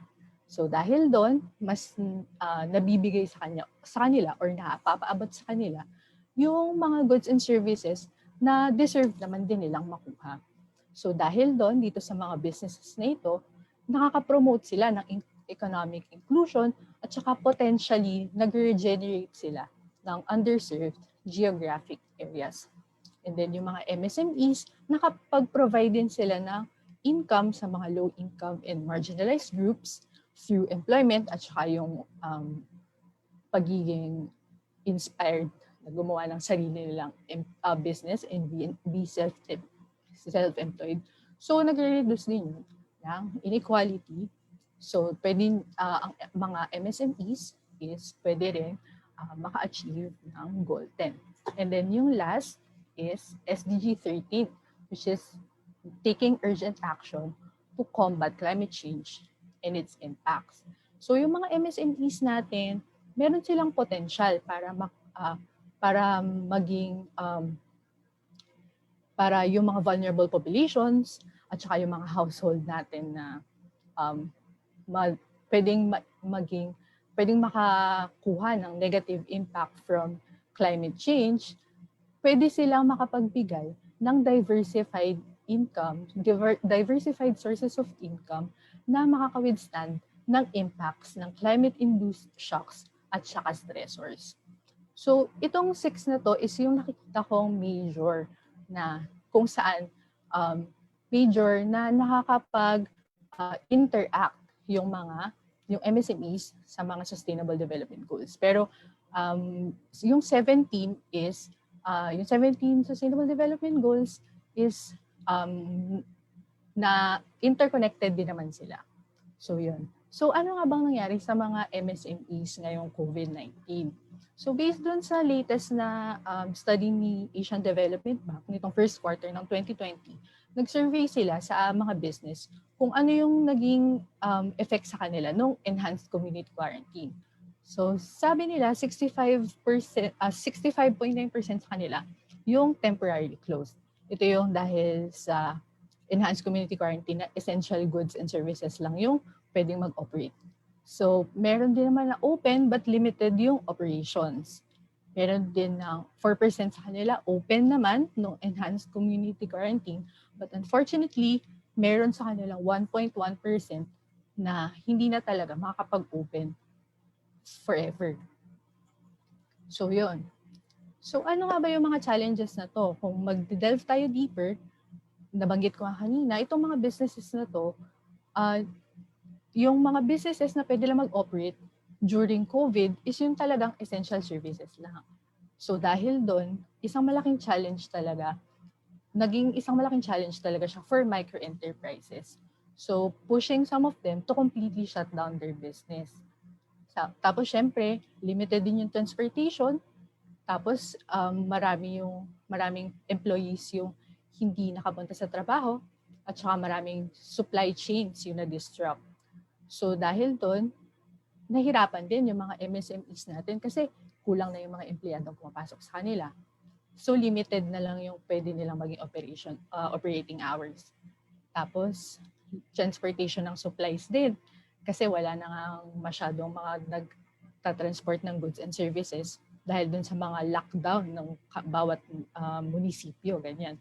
So nahihirapan din yung from one munisipyo to another munisipyo na mag-transport ng mga essential na supplies para mag-run yung business. So yun, isang challenge sa kanila yun. Tapos syempre, meron din yung mga naging limited yung raw materials. Kasi syempre yung mga malalaking distributor or yung mga groceries natin na malalaki, syempre, hindi naman natin naiwasan ng umpisa na nag-hoarding talaga. So yun, dahil doon, yung mga materials is naging limited. At syempre, nahirapan yung mga MSMEs natin na maibigay yung mga services na dapat in-offer nila gamit itong mga raw materials nito. And then,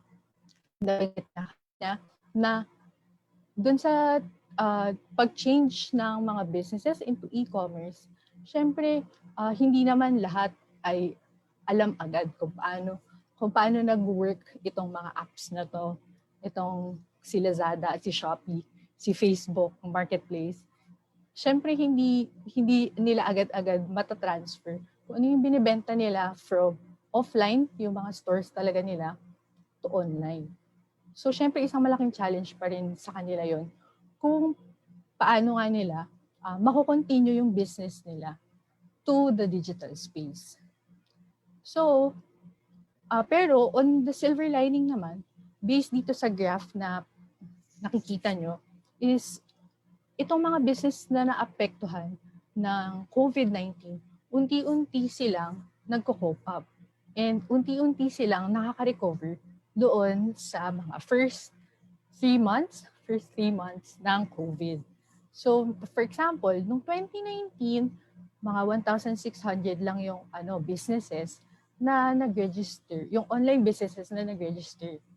So, tas i-compare mo yun dun sa susunod na June 2020, nag-jump siya to 33,000 new registration ng online businesses. 33,000 na agad yun from 1,600 last year. Then, from June to July, from 33,000, tumaas siya ng 37,000 na new registrations ng online businesses.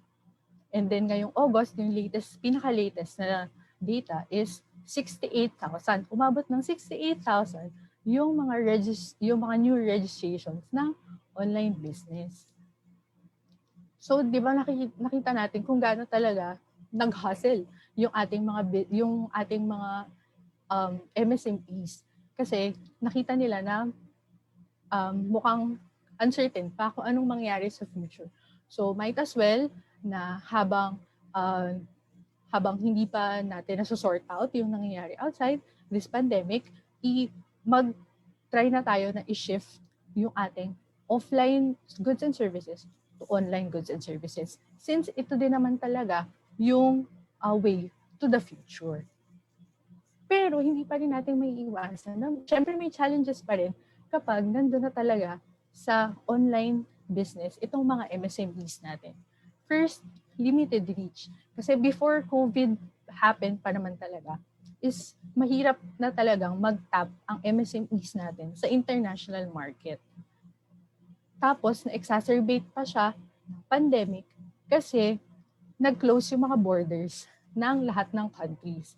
So, ang naging reach lang talaga nila is domestically ngayong may COVID. Tapos, syempre, hindi natin may iwasan yung transportation at saka shipping cost. So, yung may mga studies pre-COVID na pinakita naman nila na yung mga developing countries talaga have high transportation at saka shipping costs. Dahil dito sa mga costs na to, syempre additional pa dun sa mismong operating cost nila, yung nalilimit nito yung mga businesses expansions. Kasi yung pera dapat na ilalaan nila for expanding, naging para pang bayad ng mga shipping at saka transportation costs. Tapos syempre, nakaka-burden ito para dun sa mga owners natin. And as well sa ating consumers, pag sa atin na ipasa yung mga transportation at saka mga shipping costs na ganyan. Tapos yung pangatlo is market saturation. Nabanggit din kanina ni Andre na nagkakaroon nga na yung parang ang dami ng kompetensya. So meron, for example, yung sa mga sushi bake, lahat ng mga tao nga nag-sushi bake na, ube pandesal. Lahat ng tao nag-ube pandesal na. So meron talagang possibility na yung feeling mo na kaya mong i-offer sa iba, meron ng ibang tao na nakaka-offer ng product or ng services na yun. So isang malaking challenge for our MSMEs na nag-venture into e-commerce is how will their business stand out from the rest. So meron pang isang malaking challenge. Ito yung problema natin sa environment. Kasi syempre, lahat naging online na. So lahat naka-plastic, naka-box, naka-bubble wrap, at yung iba naka-styrofoam. So dahil doon na, for example, sa isang araw may 3 Lazada packs ka na dumating. So doon sa 3 Lazada packs mo nun, nakabalot pa siya sa isa pang plastic, nakabalot pa siya sa isang sa bubble wrap. Tapos pag natanggal mo yun, may isa pa siyang plastic bago ka pa makarating doon sa pinaka-item mo talaga. So, imagine mo na mag-isa ka lang, naka-3 ka kada araw. Tapos isipin mo 4 kayo sa pamilya. Tapos sa isang community, may 20 na families. So, nag-grow talaga yung plastic waste at saka yung mga iba't iba pang klaseng waste. Nag-grow siya exponentially. Lalo na nga, nag-start itong e-commerce. Tapos iba pa to dun sa mga health waste na napoproduce na naman natin kapag gumagamit tayo ng face masks. So yun. Tapos syempre may other environmental impacts pa yan kasi yung mga natin, sila delivery services. So syempre, gumagamit sila ng fuel para sa kanilang motorcycles o kaya mga vans. So syempre, doon, nag-increase din yun ng carbon footprint. So yun. Pero after nung lahat ng sinabi ko, gusto ko pa rin magtayo ng online business. So ano yung mga pwede kong gawin? Kasi nakita na natin yung mga challenges. So, syempre may workaround tayo dyan. So, hinati ko yung parang mga suggestions ko into 2 groups. First is yung sustainability ng business. So, paano ba yung business ko is magiging okay siya in the long run? Like, hindi siya mamamatay lang ng 6 months. Ganon. Tapos yung second one is long-term environmental impacts, environmental sustainability. So yung first one, dun sa business sustainability, is mag-research tayo sa iba't ibang platform before tayo sumabak sa pag-online business. So anong platform ba yung pinaka-okay alin yung maraming audience, alin yung walang fee, o kaya minimal lang. Tapos alin yung user-friendly yung app, o kaya yung sobrang complicated ba nung gusto kong app, ganon. So, pwede mo itanong sa sarili mo before ka mag-start ng online business. And should I post on multiple sites or mag-focus lang ako sa isa? So, maganda siyang isipin habang nag-plan ka on your online business. And then pangalawa, optimize your networks. Siyempre, may friends, may relatives, may family, acquaintances. So yun, itap mo silang lahat and maghingi ka ng favor para i-promote yung business mo at para mas dumami pa yung maging potential customers mo. And then yung pangatlo is think of a shipping strategy. Since nabanggit nga kanina na malaki talaga yung transportation at saka shipping costs dito sa atin, is yung shipping fee ba, i-include ko na ba siya doon sa final price na i-offer ko? Or hayaan ko na si customer yung mag-shoulder yung shipping? O kaya, saang courier? Ano ba yung pinaka-konti yung hinihingi sa aking parang fee pag nagpadala ako from point A to point B? Tapos, pwede ba na i-free delivery ko na lang pag malapit lang naman, parang 3 cantos away lang naman sa amin? Free delivery ko na ba yun? Yun. Yung mga ganong shipping strategy, pwede din siyang i-incorporate doon sa mismong plans mo to start an online business. Tapos yung number 4, be different. Nabanggit nga din kanina ni Anjay, doon sa nag-offer siya ng dark sushi bake. Diba? Kasi, syempre, rich in protein siya, ganyan. So, different siya. Nag-stand out siya kasi syempre, unang-una, healthy siya. Tapos, iba yung itsura niya sa pinaka-conventional na sushi bake. Tapos, nabanggit niya din kanina yung sa friend naman niya na nag-a-alter ng old clothes. Tapos, ni-resell online. So, yun, yung mga ganong innovative na mga products or kaya iba't ibang services, ganyan. Kailangan din natin siyang i-take consideration kasi kung nabanggit ko nga kanina na kung saturated na yung market, kahit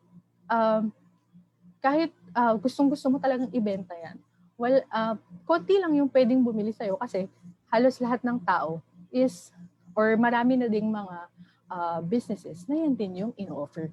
So, how can I make my online business stand out?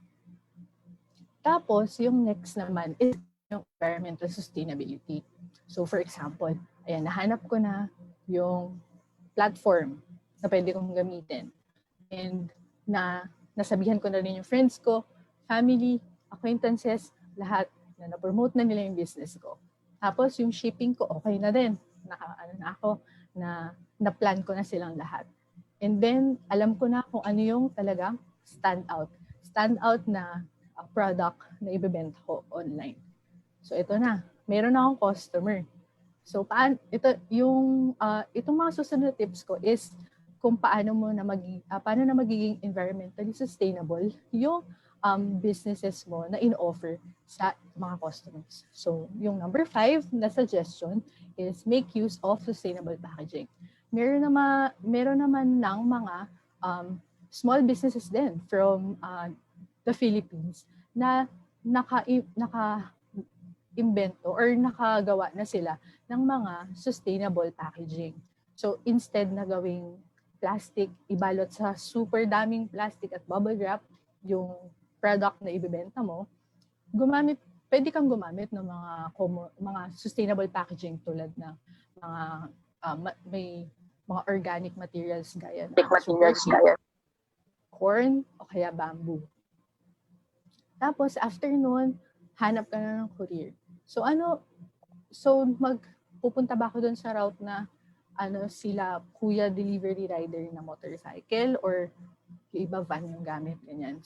Or, pwede akong maghanap ng pinakamalapit na eco-friendly courier dun sa lugar ko. So, nakakita ko sa Google and meron din siya sa Facebook. Like last week yata yung nag-viral. Yung imbes na motorcycle, yung ginagamit nila as way to deliver stuff, ang ginagamit nila is bike. So yun. So dahil doon, nalilesen din, syempre, yung carbon footprint ng ating mga motorcycles and vans. So yun. Tapos yung 7, syempre, mag-issue na lang tayo ng e-receipts kesa yung mga paper para na din mag-lessen yung demand natin sa mga papel. And alam naman natin na ang mga papel ay galing sa mga puno. So yun, mag-issue na lang ng e-receipts instead ng mga paper ones. And then yung last is think of more innovative ideas that will give you income and help the environment. Syempre ngayon, hindi naman natin alam pa yung lahat ng mga innovations or hindi naman ito lang. Ito lang yung pwede natin gawin. So, as we progress, like habang tumatagal yung business, makakaisip ka din ng iba't ibang ideas pa or iba't ibang mga innovations na makakapagbigay sa'yo ng income. At the same time, makakatulong ka rin for the environment. Who might know, maybe your idea will be a huge breakthrough in fighting climate change in the future. Tapos, before i-end ko tong talk na to, something to think about lang if you want to start an online business, ganyan, na sustainability is not only about, for example, income lang, or for example, ecology lang, or equity lang. Sustainability ay dapat magkakasama siya ng ecology, economy, at saka equity. If ever na may gustong kumuha nung PowerPoint ko, I also provided the useful links of the things that I mentioned in the talk. So that's all for me. I will go back to Lemuel and Erica to facilitate. Thank you. Thank you very much, Ms. Lopez, for bringing us ideas and knowledge about the e-commerce and MSMEs and how relevant they are during these trying times. Yes, so please stay, ma'am, for our final discussion after our third talk. If you have some questions, please save that during our final discussion. Thank you again, Ms. Jel Lopez. This event will never be possible without our partners. So, can we show our partners? And so, sobrang dami nating partners, and then talagang they are supporting the sustainable development goals. And I know na itong mga youth organizations na to and other institutions, they are willing to give and to send delegates para sa mga events about the global goals. So Erica, so what can you say about the talk ni Ms. Jel Lopez? Nakot yung attention ko dun sa part na mahilig din kasi ako umorder sa online shops, ganon. Yeah. Tapos yung part na hindi ko din namamalayan na yung isang parcel, maraming plastics or marami pa tayong nakakontribute sa pollution. So ayun, siguro mas okay kung lesson na yung gagawin natin, or kung hindi naman natin maiwasan ay madalang na lang. Yeah, so we must reduce our consumption lalo na ngayon. At sabi nga ni Ms. Jel Lopez, dumadami. According sa data, dumadami yung mga waste, lalo na sa mga parcels na nakukuha natin from sa lahat ng mga nag-online shop. So siguro hindi natin maiwasan, lesson natin. Alright. So ngayon, can we see our partners now? So let us wait for our partners.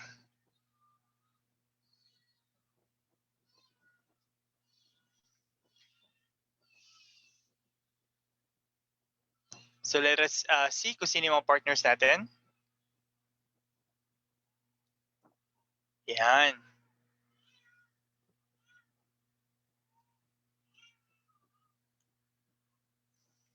So thank you our partners for our 2020 Global Week of Action. So we have the PIIE, PUPSC, Student Council, and the Econcepto, Economics for Everyone, the Happy Hearts Initiative, Gawad Laguna Incorporated, Committee on Election of De La Salle Pa, and De La Salle Pa Student Government, Empowering with Honor, and the Youth for Youth. So meron po tayong nakalimutan. So if may nakalimutan po kami, so mamaya i-preview pa po namin yung mga hindi po naisamang partners. So, okay.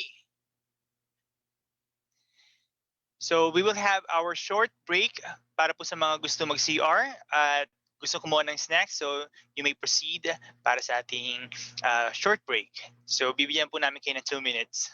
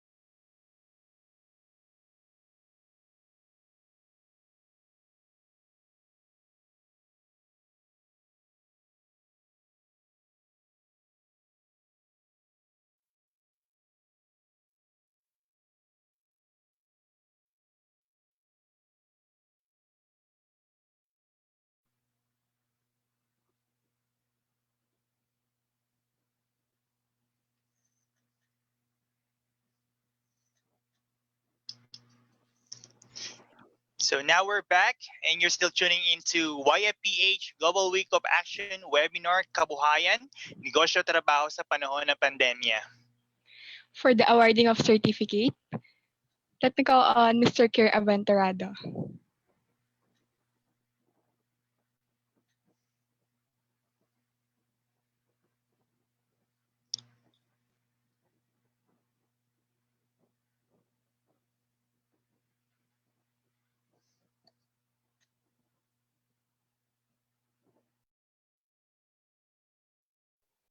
Ayan. Thank you very much, Ms. Jel Lopez, for sharing to us that we should be quick and creative in adapting to the new normal for us to be trailblazers in the industry, thus breaking barriers and bringing inclusivity in our society. And for that, we award you this certificate.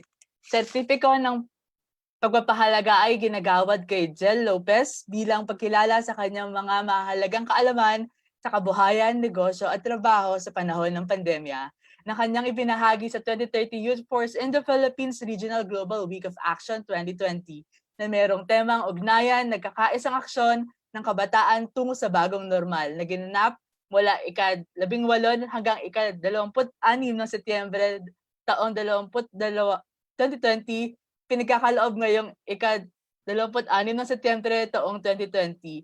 Signed by Ms. Kirsten Kamalig, Mr. Jairus Larona, and Mr. Lemuel Ontiveros. Salamat sa pag-invite. And thank you din sa ating 31 participants na kasama dito sa talk na to. At saka if ever sa ating mga Facebook people na nanonood din. Thank you. Salamat, Youth Force. Thank you so much, ma'am, and please stay para po sa ating panel discussion later. All right. So, Erica, so what's next?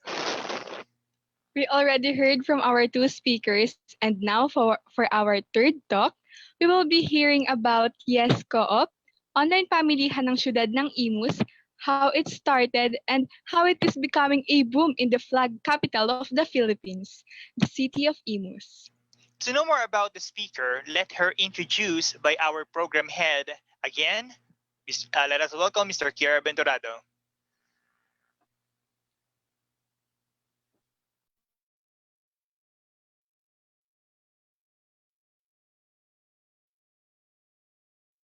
As the COVID-19 pandemic reshapes our world, more consumers has begun shopping online, resulting in many businesses are challenged to survive in a short term. But the crisis also presents an opportunity for businesses and retailers to adapt to the new way and shift their efforts online. And that's what the locality of our speaker just did. To explain to us how they quickly adapted the changes brought by the pandemic, we invited Ms. Catherine De La Rea. She is a graduate of Bachelor of Arts in Political Science and is taking her master's degree in Management major in Public Administration. Now is working as the Youth Affairs Office staff for the City Government of Imus, Cavite, and manager of Young Entrepreneur Service Cooperative. Let's give a round of applause for Ms. Catherine De La Rea, manager of Yes Co-op. Hi, Ms. Catherine. Hi, good afternoon po. Good afternoon po.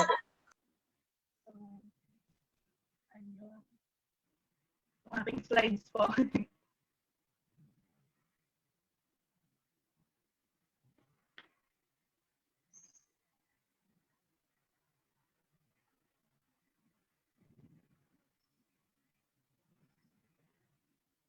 Sir, here yung slides po. Okay na po. Ayun naman. Thank you. So, ayan, magandang hapon po sa ating lahat. I am Catherine, but you can call me Kit. Ang task ko ngayong hapon na ipakilala po sa inyo ang Yes Co-op or ang aming online pamilya na naging proyekto namin ngayong pandemic. So, bago ang lahat, kailangan ipakilala kung ano po ba ang ginagawa sa kooperatiba. So, ipapanood po muna sa inyong audio-visual presentation. Next po. Thank you.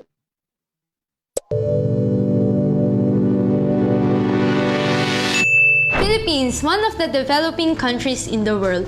Maraming negosyo ang umuusbong at patuloy na tumataas ang ekonomiya. But the growth of a country and its economy also has its drawbacks. In economic success, Businesses, companies, and enterprises owned by corporations. Sa ganitong klase ng sistema, ownership and control is what sets the difference. Karamihan ng malalaking businesses sa Pilipinas, mga corporations, investors, at executives ang pinaka nagpa-profit.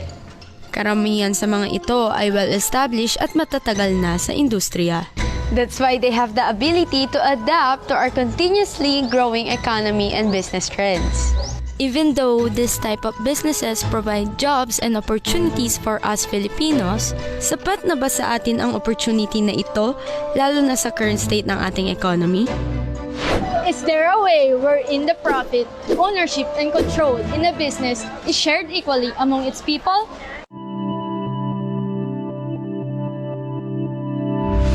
A cooperative is a business that is owned and operated by and for the benefit of its members. Binuo ito upang mabigyan ng solusyon at mabigyan ng pantay na pagkakataon ang mga mamamayan upang makasabay sa pag-unlad at paglaki ng ekonomiya ng ating bansa. Cooperatives exist to meet their members' needs. Sila-sila rin ang nagdedesisyon at nagtutulungan upang lalong mapalaki ang negosyo. For the people, by the people!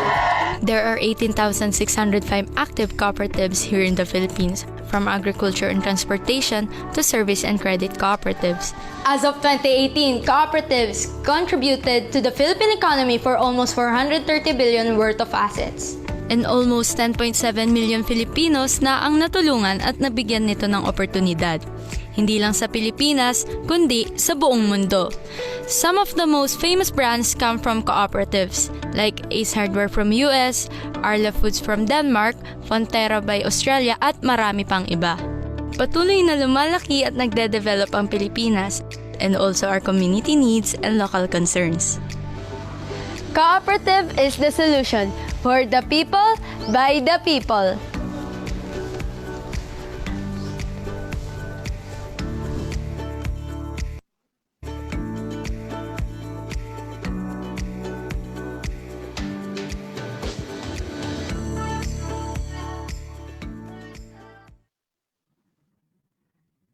Ayan, so ayun po, napanood po natin may konti na po tayong idea tungkol po sa co-op. So yun po yung nakikita nyo po, kami po ang Young Entrepreneur Service Cooperative. Ang kaibahan lang po namin sa mga iba pang kooperatiba, kami po ay pinamumunuan at pinamamahalaan po ng mga kabataan po. Ayan, a cooperative by the youth and for the youth. Next po. So, konting history lamang po bago po mabuo ang isang kooperatiba. Yes po ay nagkaroon po na kami ng maraming pag-aaral at iba pa pong learning mission mula sa iba't ibang bansa. Yan po, Singapore, Japan, Vietnam, Nepal, and Indonesia. Para na rin po, magkaroon po kami ng maraming idea kung paano nga binubuo ang isang youth cooperative. Next po. So, noon nga pong October 21, 2019, mag-isang taon na nga po kami ngayong taon nabuo po ang YesCo. Meron lamang po kami 29 founding members, pero okay lang po yun kasi pag simula po talaga ng isang kooperatiba, ay konti pa lang po talaga ang mga members natin. So, ang mission po namin, the model youth cooperative in the Philippines. Ayun nga po kasi nga po ang YesCo po ang kauna-unahang kooperatiba na binubuo po ng mga kabataan. Ang mission po namin ay provide quality services for the youth sector and be a globally competitive youth cooperative. So, hindi lamang po sa Pilipinas may mga youth co-op, kundi po sa iba't ibang bansa. Dito po sa atin ay nagsisimula pa lang po. So, ayun po ang aming mga board of directors. May mga kanya-kanyang profession din po sila. Yung iba po dito ay doctors, digital artists, terminal po engineers. Next po. So, ayun po.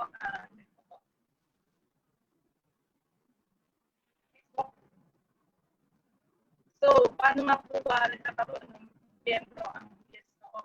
Ang eligibility po nito ay dapat po ay 18 to 35 years old at dapat po ay naninirahan po sa Cavite. Sa ngayon po, ang cater pa lang po namin ay Cavite, pero in the future po, plano po namin mag-expand na para mas lumawak pa po ang network ng YesCo. Siyempre po, meron po tayong membership fee and minimum subscription. Paano nga po ba tatakbo ang co-op natin kung wala po tayong puhunan ng So, dumako na po tayo sa pinaka-topic ng online pamilihan kung paano po ba namin ito ipinatakbo at simulan. So, ito nga pong daan na ECQ, napakadami po natin problemang tinaharap kahit hanggang ngayon po makita po natin kahit saan namang pamilya ay siksikan po talaga at nahihirapan pong pumunta sa mga pamilya ng ating mga mamamayan po. So, ayun, sa pakikipagtulungan na rin po natin sa City Government of Imus, nakakalaman po na dahil sila po ay supportive po talaga sa mga kooperatiba. So, after po nun, pinayagan po nila operate po kahit sa gitna po ng ECQ. Next po.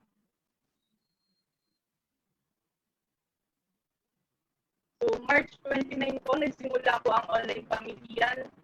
Nagsimula lang po sa isang post po ng price list. Ayan lamang po, nag-over po kami ng mga pangunahing pangangailangan, katulad po ng karne, gulay, prutas, pati mga pet food po, meron po tayo nito.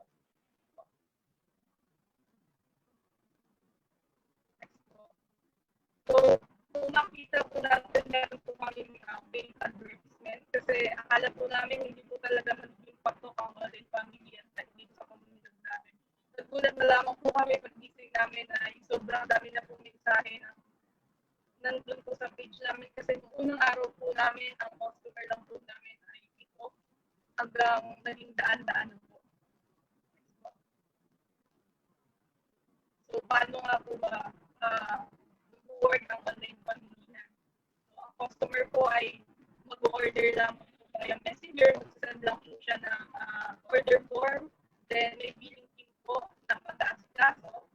After that po, mag-send na po yung customer po ng pera by bank or cash payment. So, cashless po kami para na rin po ipos po tayo sa Negosyo ng mga pera.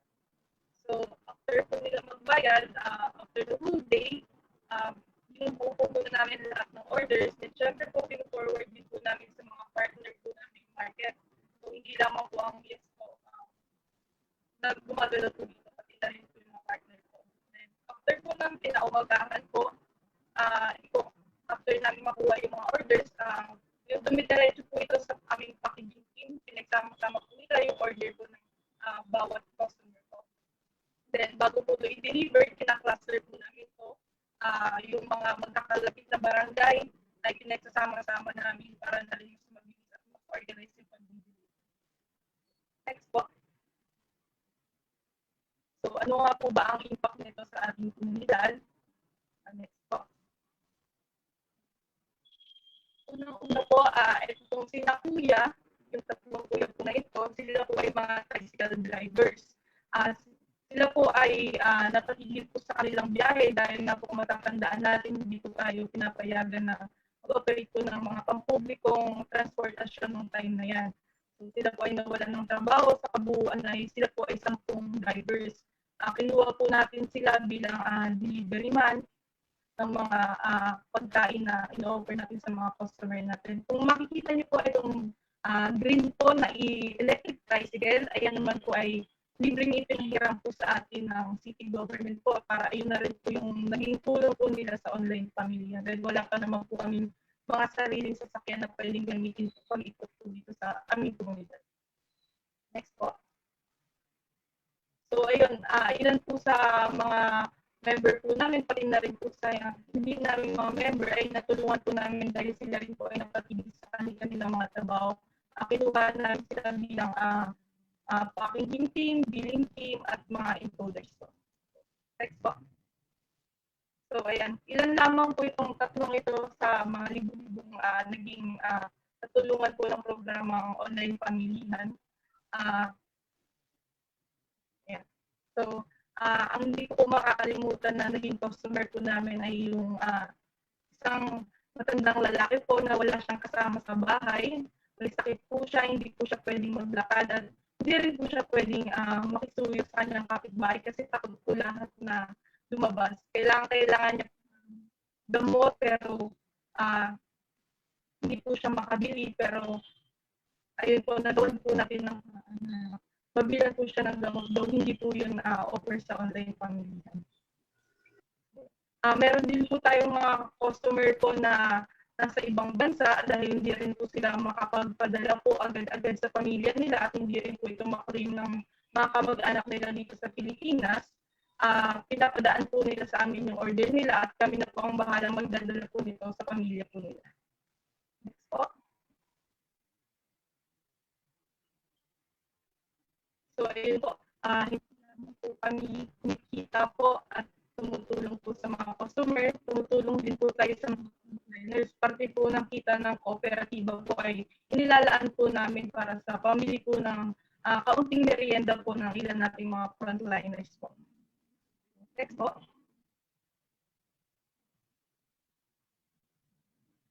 So ayun po, namigay din po tayo ng mga food packs, meron pong groceries at ilang kilong bigas din po sa ating mga miyembro bilang suporta na rin po sa kanila.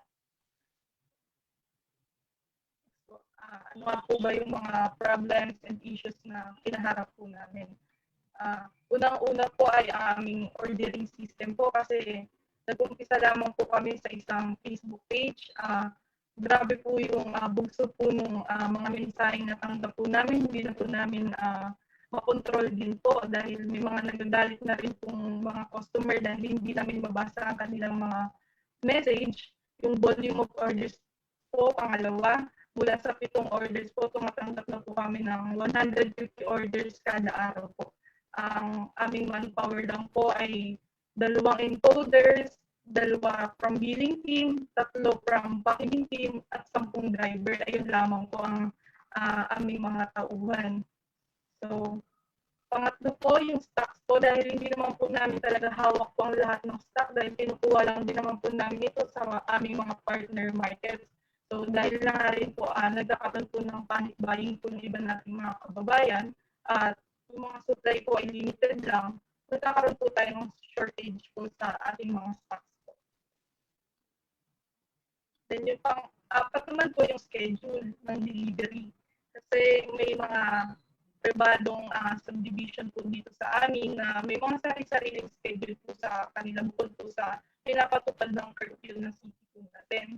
Nahihirapan po tayong mag-deliver sa kanila kasi may time po sila tumatanggap po ng mga tao po na nag-deliver sa loob po ng subdivision. Ang nangyayari po, nabubulok po yung ating mga paninda at nagiging loss po sa co-op po natin. So, next po.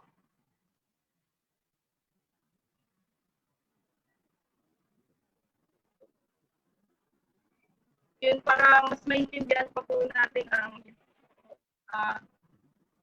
online pamilihan, meron po ditong video call na binasa po namin sa DILG na na-recognize po bilang isa po sa best practices po. Okay, na lang po ulit.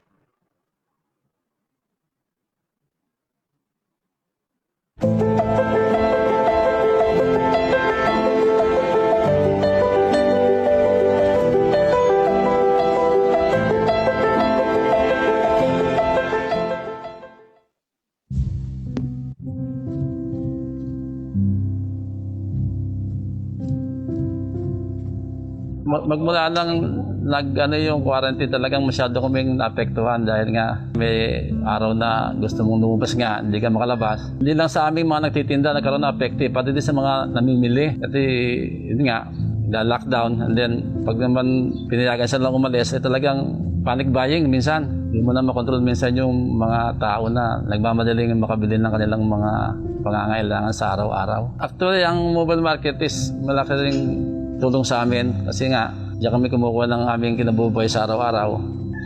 Ako po si Cherish Argerin. Housewife po ako. Nakatira po ako sa Alapan 1B. So bali po, sobrang naapektuhan kami dahil yung husband ko is stop po sila sa work. Hindi po kami pwedeng lumabas dito sa aming lugar. Means po, nahihirapan po kami sa mga pang-araw-araw naming pangangailangan. Nagsimula ang online pamilyan dahil nga naisip na rin namin na sa panahon ngayon mas mahalaga na gumamit tayo ng cashless kasi hindi tayo pwedeng gumamit nga ng pera dahil nga ang mga mikrobyo ay nasa pera. Bilang kabataan na rin dahil nga ang mga miyembro namin ay nasa edad 18 to 30 years old, mas madalas kaming gumagamit ng teknolohiya. Kaya yun na rin ang mga naging inspirasyon namin sa pagsasakatuparan ng online pamilihan. Pagaan po ng online pamilihan, yes, co-op, yung pamumuhay namin ngayong ECQ kasi bukod po sa hassle-free po siya sa pamamalengke, yung needs ko din po dun sa baby ko ay talagang na-provide nila kahit po hindi kasama dun sa list na nandun po sa yes, co-op. Talagang prinobide po nila para lang po dun sa needs ko. Bukod sa programa namin pamimigay ng pagkain sa ilan nating mga frontliners, nagkaroon pa rin ng bukod na pagpupulong kasama si Mayor Emmanuel Maliksi upang ilahad ang ideyang ito. Agad naman niyang inaprubahan ang programang ito dahil naniniwala siya na isa ito sa mga solusyon upang mapadali sa mga mamamayan ang pagbili ng kanilang mga pangangailangan. Napadali ang pamimili ng mga imosenyo dahil sa programang online pamilihan dahil hindi na nila kailangang lumabas pa upang bili ng kanilang mga kailangan. Bukod pa dito, nakapagbigay tayo ng mga trabaho sa ilan nating tricycle drivers na napahinto ang mga biyahe nila. Siyempre, bukod sa mga driver na natulungan namin, meron din kaming mga membro ng co-op na nangangailangan ng trabaho dahil napatigil din sila sa kanilang mga trabaho. Sa mobile market po, malaki po na itulong sa amin ng mobile market.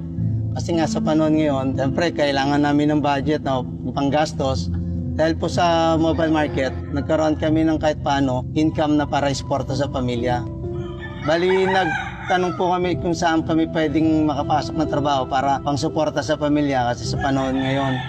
Pero po kami kakilala na nagpasok sa amin dito sa mobile market. At yun po, napasama kami rito sa mga magdi-deliver sa mobile market. Malaking bagay sa amin yung ng Lepo dahil sila yung talagang nag-aayos ng mga bawat isa para mabigyan kayo ng magandang ruta. Na-discover ko po yung online pamilihan ng Yes Co-op. Nang ito po ay i-share ng ating mayor sa imo, si Mayor Maliksi po. Follower po ako ng kanyang page.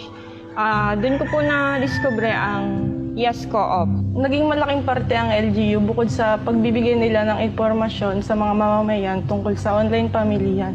Nagbigay din si Mayor Manuel Maliksi ng karagdagang electric tricycle upang gamitin ito sa mga pagdi-deliver.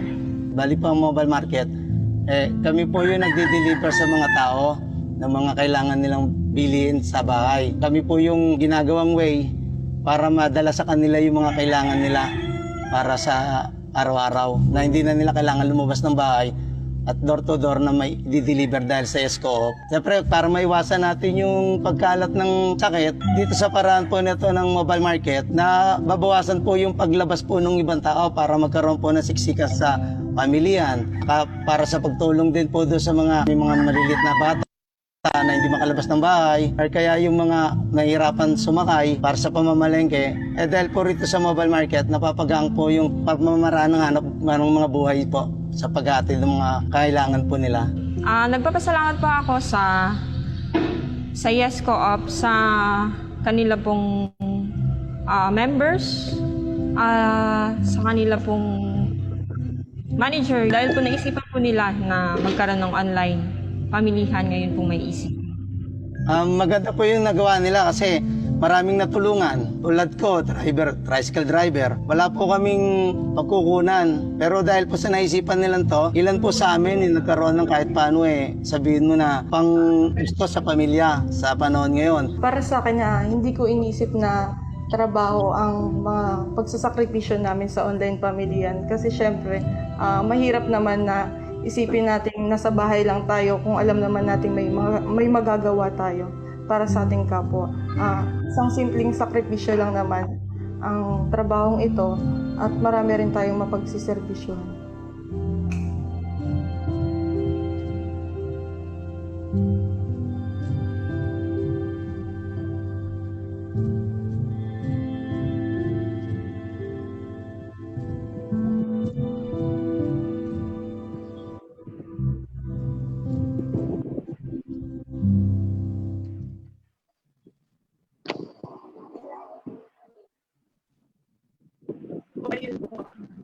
Basically po, malaki po talaga ang naging ambag po ng local government po para isakatuparan po ang proyektong online pamilihan po. So, ayun lang po yung mga tungkol sa online.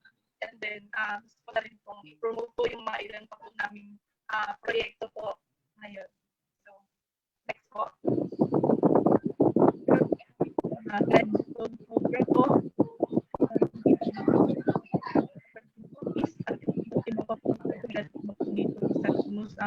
Itong mga gadget po na ito ay para po sa mga estudyante po na pwede po nilang gamitin. Pero magbabayad po sila dito ng payment terms po. Pero may mga minimal interest lang naman po. Next po. So, kakanindahan, ito po ay i-launch pa lamang po namin next week. Ito naman po ay karuang po namin ang Office of the Senior Citizens po. May mga produkto po kasi ang ating mga lolo at lola na hindi po nila magawang ma-market dahil nga po nasa panahon po na tayo ng pandemya, tutulungan po namin sila na makabenta po. Though, ang focus nga po ng Yes Co-op ay youth cooperative, pero syempre po, kailangan din po natin tumulong sa mga nangangailangan pong tulungan. So, ayan po, meron po din kaming online store na pinamamahalaan po ng ating eskwela kooperatiba. Sila naman po ay parte rin po ng Yes Co, pero nasa under 18 po sila. Meron po sila dyang mga t-shirt po, plastic straws, then parte po ng kita po nito ay nilalagay din po natin sa pagkain po na pinamimigay po sa ating ilang frontliners. So, ayan po yun. So, ayan, meron din po silang mga pagkain pong ino-offer. So, kung interested po tayong tumulong din po sa ating mga kapwa, pwede niyo po silang i-message po sa kanilang. So, sige po.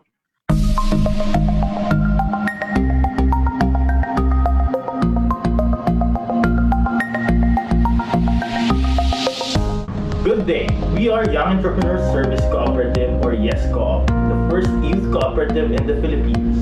A cooperative by the youth and for the youth. Nowadays, the most essential needs may be accessed through the tap of a cell phone. You need to go shopping, there's eBay. You need to go somewhere, you have Uber. But in the life of a student, who do you reach out to when you just can't understand a lesson in school? Yes Co-op gives you Nerd Herd. Ask your local nerd. The Nerd Herd is a platform where we connect students in need of academic help with students who are knowledgeable in such fields. We may also connect them with other professors who may be able to help them. By connecting these student clients to other students, not only do we help them in their academic needs, we also help the other students who need extra income. Local tips on how to survive a subject or a professor is a plus. So what are you waiting for? Ask your local nerd. Nerd Herd. So, ayun po, isa pa po namin programa ay ang Nerd Herd. Ito po ay para na rin po makatulong po sa ating mga kabataan po na nangangailangan po ng extra income na pwede naman po silang magturo. Basically po, ito po ay online tutorial po. Then, alam naman din po natin may mga ilan po tayong mga kaguruan na nawalan po ng trabaho dahil na rin po sa pandemya po. So, yun po, kahit na po nasa gitna po tayo ng pandemya, nagkakaroon din po kami ng mga webinars katulad po na itong urban gardening na pwede po natin gawin sa mga bahay po natin. So, ayan po yung ibang mga produkto po na meron po kami. Next po. So, ang line of business po talaga ng Yes Co-op po bago po ang pandemya ay ang travel and tours po. So, bago po ang pandemya, nakapag-organize po tayo ng mga ilang tours. So, ayun po, dahil nga po hindi po ito mag-work ngayong may pandemya po, ay kailangan po natin umisip ng mga iba po pong business. So, next po. So, ayun lamang po, sana po ay may natutunan po kayo sa aming presentation po kahit na medyo mabilis po ata. Pasensya na po at medyo kinakabahan din po ako. So, ayun lang po. Thank you po. Kung may mga tanong po kayo, pwede nyo pong send na lang po.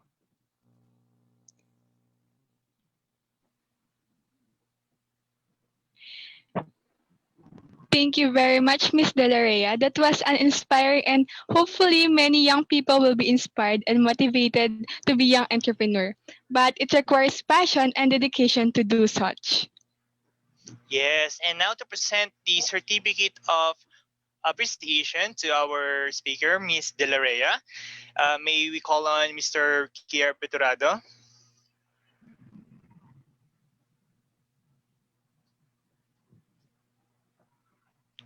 Kier? All right. So let us wait for Mr. Venturado, our program head. Napaka-fruitful naman ng talk ni Ms. Delaria. Yes. Ayan. Thank you, Miss Delerea, for taking your time, our time and sharing that we should really take the first step in leading our way into the new normal, right? And I hope na inspire natin ang iba pang mga lugar na sa mga nakakapanood nito ngayon that they should also take the same step. And for that, we award you this certificate. Sertipiko ng pagpapahalaga ay iginagawad kay Catherine de la Rea bilang pagkilala sa kanyang mga mahalagang kaalaman sa kabuhayan, negosyo at trabaho sa panahon ng pandemya na kanyang ibinahagi sa 2030 Youth Force in the Philippines Regional Global Week of Action 2020 na mayroong temang ugnayan, nagkakaisang aksyon ng kabataan tungo sa bagong normal na ginanap mula ika-18 na hanggang ika-26 ng Setyembre taong 2020. Pinagkakaloob ito ngayong 26 ng Setyembre taong 2020. Signed by Ms. Kirsten Kalimag, Mr. Jairus Matthew Larona, and Mr. Lemuel Ontiveros. Thank you again, Ms. Catherine, for sharing your thoughts and insight today. Thank you po. Thank you, Mr. Aventurado. And now we will go on to the next part of the program in which we will ask the speakers as panel for the discussions. I will leave the floor to Ms. Erica Badalion to moderate this panel discussion. So we may invite Ms. De La Rea and Ms. Lopez to open your cameras so that our participants may see you. And actually, Kuya Lemuel and Erica, we will also have one another addition to our panelists. We will also have Miss Imari Pasqua, that she is an HR for the SEA Games this 2020. So she will also be with us for our panel discussion. Yes. All right. Thank you, Mr. Betorado. Now, Miss Imari. So we will, Miss Imari will be with us. Siya po mangunguna sa ating seminar workshop for resume writing. And any questions from our participants? Anyone? You can unmute po. And please unmute your microphones so that we can hear you. Sir Erica, meron na ba tayo nakita mga questions? For Miss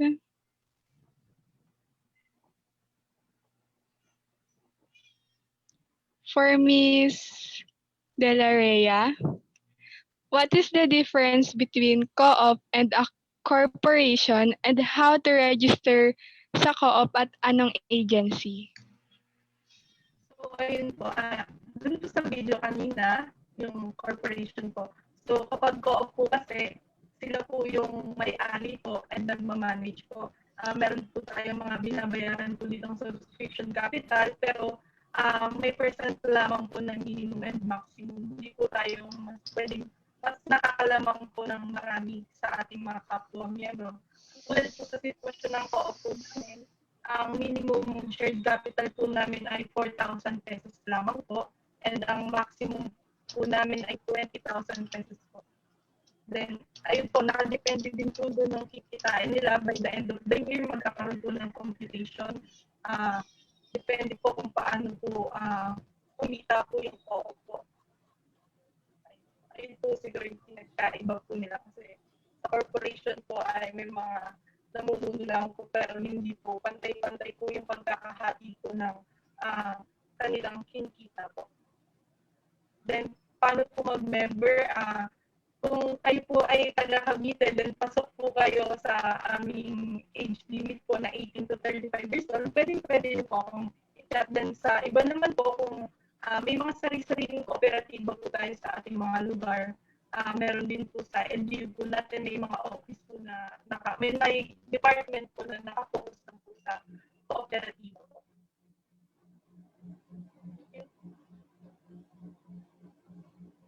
Thank you, Ms. De La Rea.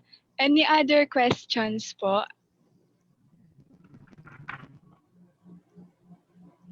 Ay, may tanong si Kier. Siya daw ay taga Cavite. So, paano daw sumali? Yeah, Kier. Ayun, taga-Kabili ka pala here. So, i-message kita mamaya. Ipapamember na kita para madagdagan din yung member natin. And sa co kasi hindi lang tayo kikita, mostly nakakatulong din tayo sa ating community. Sige po. Pero siguro, I'll have my own question din siguro. Okay lang ba magtanong ako kay Lem, Erica? Ayun po. Sure, No, Kier. Okay lang. for our panelists, no, siguro for Miss Catherine, for Miss Jelen, Miss Imarino, ano kaya yung mabibigay niyong advice for halimbawa yung mga estudyante na nag-work din during this pandemic and kasabay yung online classes nila? Ano kaya yung mamang bibigay niyong advice for them? Kasi I'm sure it's very hard for them na pagsabayin lalo na lahat na ngayon online, right? Yun po sana. Okay. Can I start? Go ahead po, Ms. Jel. Okay. So, sa akin, ang advice if, for example, working student ako, tapos nagsabay-sabay ang lahat, work and estudyante. So, I think, para sa akin personally, ang una kong itatanong sa sarili ko is, ano ang gusto kong i-prioritize? Ako ba ay isang estudyante or ako ay isang student? Kasi, syempre, hindi naman, hindi. I mean, pwede naman na gawing 50-50, pero syempre, pag sobrang dami na yung nasa plate mo, hindi mo din talaga maiiwasan na kailangan pumili ka ng isa. So yun, siguro, i-prioritize na lang natin or isipin talaga natin maigi kung ano yung gusto nating i-prioritize. And pwede naman nating bigyan, for example, for this week, naging 90% student ako and yung work ko is parang 10% lang yung naibigay ko. Siguro pag naman naging medyo light yung burden ng pagiging student ko next week, so pwede ko sigurong i-reallocate yung resources ko, maging mabalance ko ulit yung pagiging student ko and pagiging entrepreneur or kung yung mga side hustles ko, ganyan. So siguro ang next naman siguro is si Miss Keith o si Miss Emery if may addition. Okay, I'd like to add, no, there are instances na hindi talaga natin maiiwasan na some students need to work. That's something na it's not their choice. For me, so siguro what I can advise, aside from what Ms. Lopez said earlier, is that let's try to find schedule, no? Syempre, for me, education should be the priority. But also, if we need to work, let's try to find the schedule. So if you already know the schedule of your studies, of your schooling, siguro, itapat mo kung kailan ka mag-work. Or for example, if you're doing online selling, itapat mo sa time where you will answer inquiries kung saan yung hindi tatama sa studies mo. That's one. For example, I have two works. I have a freelance job as a proofreader, but also I'm working full-time as for implementation for a different NGO. So what I do is I find a fixed time that this is the only time that I will look at my queries. This is the only time that I'll focus doing my other work. Parang ganon. That's one of my suggestions. Yung tama kasi silang dalawa, ang solusyon lang po talaga natin dyan ay pag-balance po natin sa ating oras. At syempre po, kung may mga ating oras po tayo na natitira po, isipin po natin kung ano po ba yung dapat natin gawin ngayon kasi minsan tayong kabataan, alam naman natin na minsan mas lamang pa yung ginugugol natin yung oras sa Facebook, YouTube, or ganyan. So alam naman natin yung priority natin na kailangan din natin magtrabaho and kailangan din natin mag-aral. So ayun lang po, dapat know our priorities lang po. So, nasabi na rin naman po nila, Del at Ma'am Imay. Okay, another question po to all speakers. What industry would you recommend for future entrants to take on?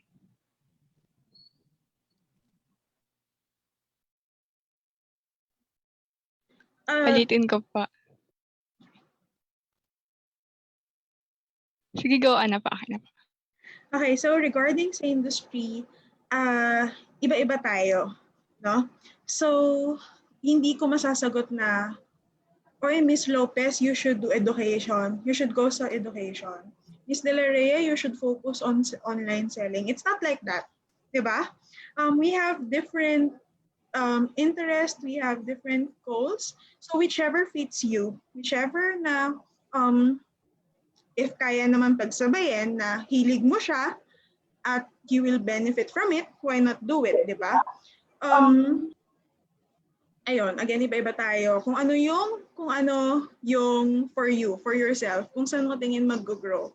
If magaling ka sa arts, di ba? And you think you can sell your art, why not do it? Pursue it. You love doing what you do and you can benefit from it, go for it. Ako, hindi ko naman ginusto yung industry ng teaching eh. Diba? Kahit na pwede akong mag-teaching, hindi ko siya ginusto. So I went to yung interest ko. Pero it doesn't work like that always. Pero ayun. Kung ano yung kung nasaan yung path mo, kung ano yung gusto mo, kung ano yung kaya mong gawin, kung nasa ng resources mo, kung ito ba ay kaya mong i-sustain, kung kaya mong i-push, kung kaya mong pondohan, gawin mo. Do it. Ayun. So, ayun nga po, mahirap po kasi na magsabi po kami ng kung anong industry ba. Kung ano, syempre mahalaga kung ano po ba yung kakayahan at kagustuhan po natin. So, mahirap naman gawin po natin yung isang bagay eh hindi naman po tayo ganun kaalam tungkol doon at hindi rin po tayo ganun gawin para matuto yung bagay na yun. So, katulad ko po ay mga political science graduate, pero ang industry ko po ay nasa operatiba po ako ngayon. So, as long as ito po yung ginagawa niyo at alam niyo kaya niyo po, okay lang po yan. Para sa akin naman is yun, additional din sa sinabi nila, parang wala kaming tatlo sa posisyon para magsabi or magbigay sa inyo ng parang ito lang yung dapat na industry na puntahan nyo. Ganyan. Kasi at the end of the day, sino ba yung unang-unang maapektuhan nung isasuggest namin if ever? Di ba? Ikaw din or kayo din na mag-choose ng path na yun. So siguro ang magandang advice is know yourself. Like kung ano ba yung mga strengths ko, ano yung mga weakness ko. Siguro yun na yung magandang guide siya. So kung ano yung industry na pwede mong pasukan, kari hilig mo ang pagsusulat. So pwede kang pumunta sa industry ng mga pagiging journalist, or pwede kang maging copywriter, or pwede kang gumawa ng mga articles sa online articles, ganyan. So, or kung gusto mo na hindi ka, or kunwari ayaw mo na may time kailangan 8 to 5 nasa office ka. So, siguro ang maganda sa'yo is freelance work or commission work. Yung mga ganong bagay, siguro research din, research sa sarili, kung ano ba talaga ang gusto, kung ano talagang gusto ko at yung mga non-negotiables ko, and research outside. Ano ba yung mga pwede kong choice? Ano ba yung mga choice ko? Ano ba yung mga industry na okay ngayon? Ano ba yung mga industry na pwede kong tanungin na, kawari, si friend ko, nasa ganitong industry siya, research kung ano bang ginagawa dun sa industry nila. Yung kapitbahay namin, ganito industry. So, anong pang ginagawa mo dun sa line of work mo? Neighbor, ganyan. So yun, research lang lagi at marami at mahaba ang mararating mo kung lagi kang nagtatanong sa sarili mo at tinatanong mo din kung sino yung mga nakakasalamuha mo sa labas. Iyon.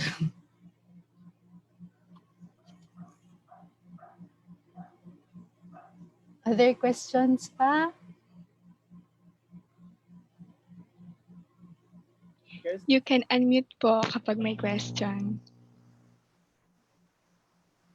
And Erica, I think merong nagsisend ng questions anonymously. Oh, okay. Wait. Dito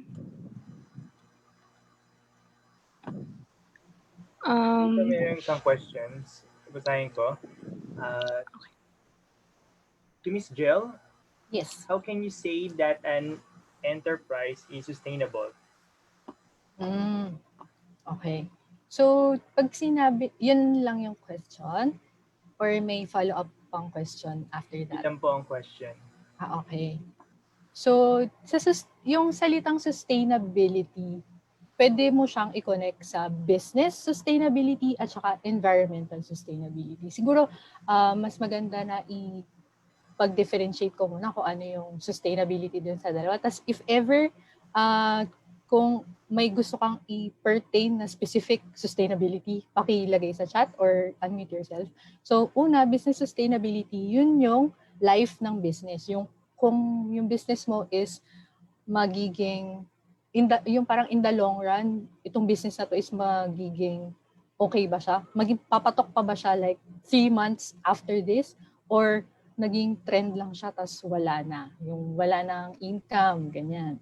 So doon naman sa sustainability ng environment, yun yung business mo is hindi siya nakaka-harm sa environment.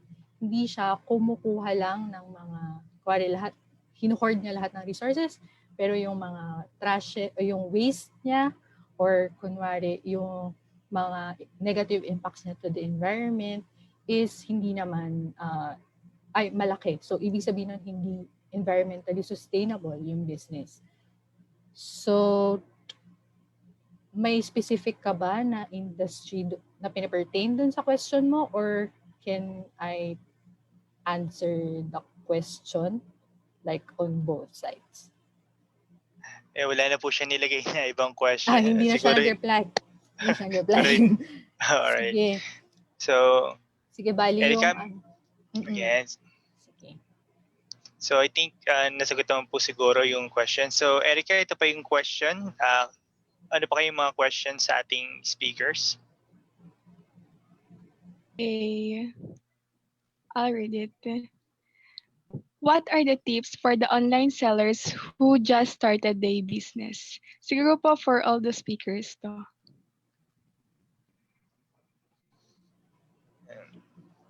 What are the tips for the online sellers? Sure po, ma'am. Tip siguro is, first of all, never, paano ko ba siya yung word? Never let other people tell you na you can't do it. So that's my first tip. If you think that you wanted to sell something, no? Don't let other people say na hindi mo kaya yan, hindi mo magagawa yan, hindi mo masusustain yan. Di ba? Just keep pushing. Kaya mo yan. Just keep promoting your products. Just keep posting it. Make use of all the social media sites. Diba? And then one day, magugulat ka na lang na it will grow. From experience, I started a small business, but parang parang ginawa ko lang siya for my free time, and it's not something that nag-focus talaga ako sa sarili ko na to push it. It's about proofreading and statistics. So parang sa akin, wala naman masyadong market to di ba? Parang mas okay pa if magbenta ako ng food. Then, 2 years na, napakalaki na ng reach namin. So, one thing siguro is I never stop posting kahit wala naman nagla-like nung una. Kahit wala namang sumusubaybay nung una, di ba? A few shares from friends. Then, up until one day, 50,000 likes na siya. 60,000 likes na siya, no? Parang ganon. So, ako, if you're just starting now, dadating din yung time na people will see you, people will see what you're doing, people will see your products, diba? And people that you don't know will support you. So just keep doing what you're doing. Don't let other people say na you can't do it. Because there are people who is in need of what you're selling, who is in need of your service. Just parang wait ka lang, your time will come. Can I answer next? Yes, sure, ma'am. Yes, Miss Thank you. Jel. Oo, piggybacking lang on what Miss Imari said.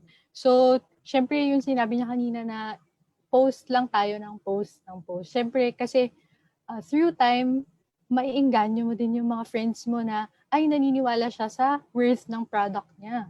Kasi lagi niyang pinopromote. Tapos, ito yung mga ino-offers niya na ay hanggang ngayon, ano pa, parang profitable pa yung business. So, bakit hindi natin itry? Ganyan. So, dahil dun sa pag lagi mong pagpo-post, ma-attract mo organically yung mga potential customers mo. So, in connection doon, so siguro ano na lang, maniwala ka doon sa binibenta mo. 100% mong paniwalaan na yung binibenta mo is maganda siya. Tapos, okay ito sa'yo. Yung ganon, yung parang kasi pag alam mo siya na 100% na paniwalang-paniwala ka doon sa worth ng product na binibenta mo, madali mo siyang mabibenta sa iba. Madali mo siyang, madali mo ma-inform yung iba na, ganito yung product ko, na ganito yung mga benefits niya, if ever meron, ganyan. Tapos pag may mga negative comments, ganyan, madali mo siyang masasagot. Kasi alam mo sa sarili mo na hindi naman ganun, parang ibang lens naman yung pinanggagalingan ni negative comment. So, hindi mo siya parang negatively bibigyan ng parang reply, ganyan. Kasi hindi ka na magpapa-apekto doon kasi naniwala ka doon sa business mo agad na 100%. So, iyon, feeling ko, wala naman talagang business na hindi magta-thrive kung mismo yung mga nagbebenta niya is hindi naman talaga naniwala kung ano yung binibenta niya. Parang maibenta lang, parang magka-pera lang ganun. So yun, siguro yun. Maniwala sa kung ano yung services and products na binibenta mo. And everything will follow. True yun. Thank you, Miss Jel. And si Miss De La Rhea. Alright. Kasi hindi pa ako ganun kasanay sa online selling. Pero nitong nakaraan before pandemic, nag-run ako ng sariling painting shop. Then, medyo mahihain talaga ako. Hindi ko talaga kayang i-post yung mga product ko sa online. Ang ginagawa ko, nag-one by one pa ako ng sending kasi ayun, nahiya ako na nag-post ako sa Facebook and social media. Pero ayun, natutunan ko nga na mag-fade lang tayo sa isang bagay. Kahit sa online selling, pag tinigilan natin to when we stop trying po. Ayun, dapat din i-review din natin yung product natin na kung effective ba talaga, baka mamaya hindi naman talaga effective. Katulad yan ng sabi ni Ma'am Jel na dapat alam natin, i-claim natin sa sarili natin na mag-work talaga yung product natin. Kasi syempre, mahirap din na, yun nga, katulad ng sinabi ng Ma'am Jel na regarding sa mga bashers na gano'n. So, ayun. Ako. Can I add to that? Siguro, aside from that din, no, let it be a reminder na a lot of businesses started from nothing. They started small. And some of it, they have to try 7 or 8 times before getting to where they are. So, siguro let it be a reminder na if you love what you're doing and if you can, diba, just try till you reach the full potential of your business. Yun lang. Thank you. Ferda, meron pa ba? So, wala na ako nakikita dito ng mga questions. So, I think that's it. Thank you so much for our beloved speakers. Sobrang dami namin natutunan and sobra kami na-inspire despite that we have this pandemic. I know that we already found the silver lining through these businesses. Thank you for inspiring us. Thank you for motivating us. And so, Erica, So what's next? To move on for the second part, let us have the seminar writing workshop. For the speaker, she is the director of Happy Hearts Initiative, Miss Imari Pascua.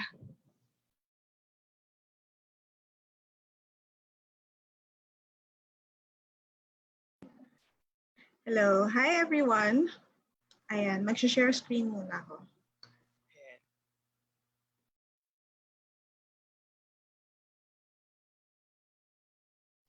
Ayan, first of all, thank you for joining today. And maraming salamat kasi nag-stay pa rin kayo. And thank you to the previous speakers. Napaka ganda ng talks nyo.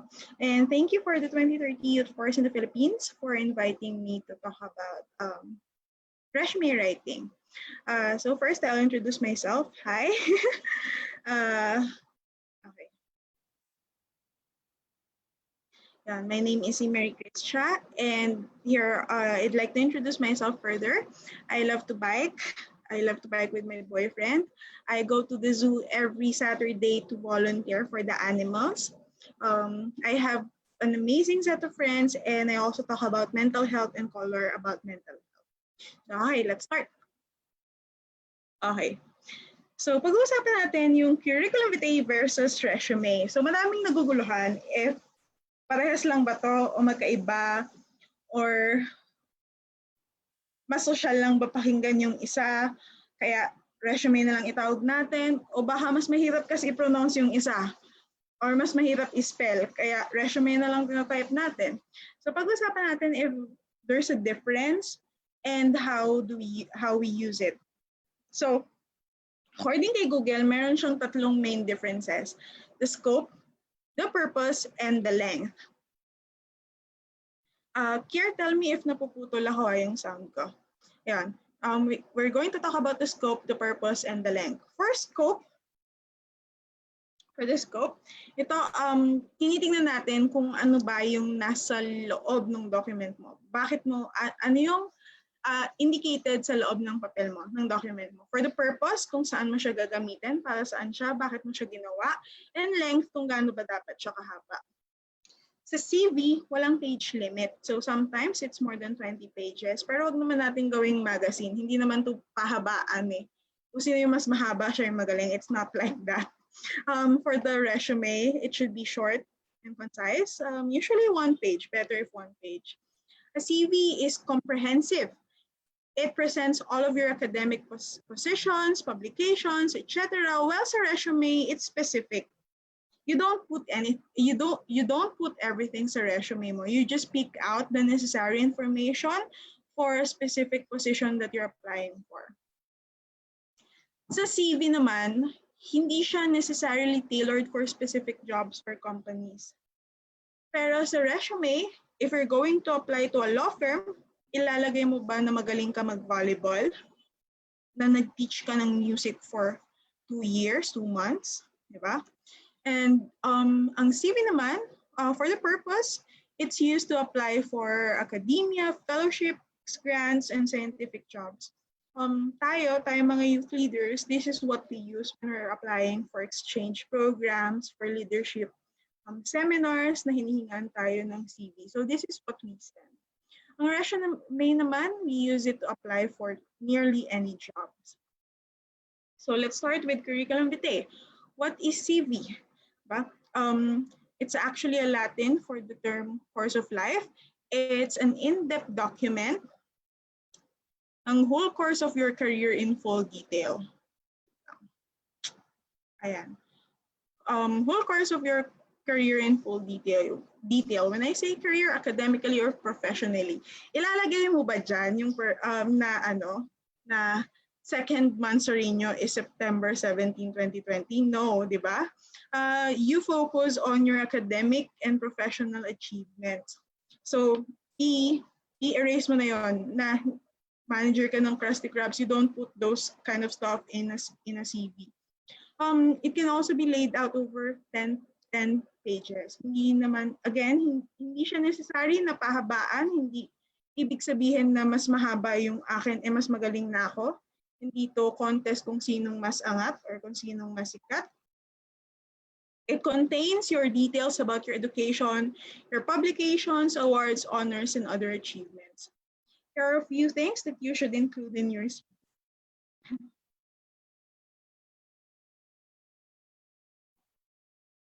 Here is an example of a CV. Galing kay Google. Ayan, tignan natin yung CV ni Marian Elizabeth. Nakalagay yung research interest, education, publication, conferences, courses. Nakikita niyo ba yung volunteer experience niya dito? Do you think na necessary siya? Ayun. Hindi ko nakikita yung mga chats niyo. Paano mo makita? Ayun. It is necessary, di ba? As long as you've achieved it or you've done it, you can add it there. For example, after this talk or after this seminar, you can add it here sa conferences na you were able to attend a workshop seminar provided by the 2030 Youth Force. Okay, another tip, you also need to update your CV every time you accomplish something new academically or professionally. So, again, what I've said earlier, pagkatapos nito, you can already add it sa CV nyo. Resume, let's go to resume. Resume, or from French to sum up, is a short, concise document used for job applications.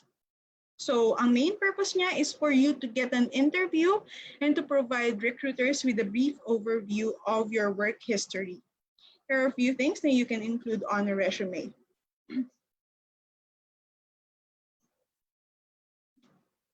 Okay, so here's an example again. Ayun. Here, let's talk about the volunteer experience again. Do you think this is necessary?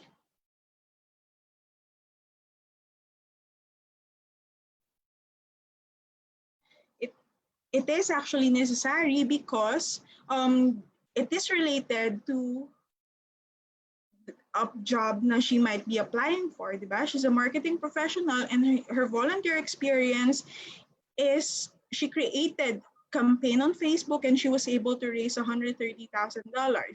But if I were to put that I was a volunteer for a cleanup drive, I wouldn't put it. Diba? Kasi it's not related to the job that I'm applying for. And also, another tip is a resume is usually accompanied by a submission of a cover letter.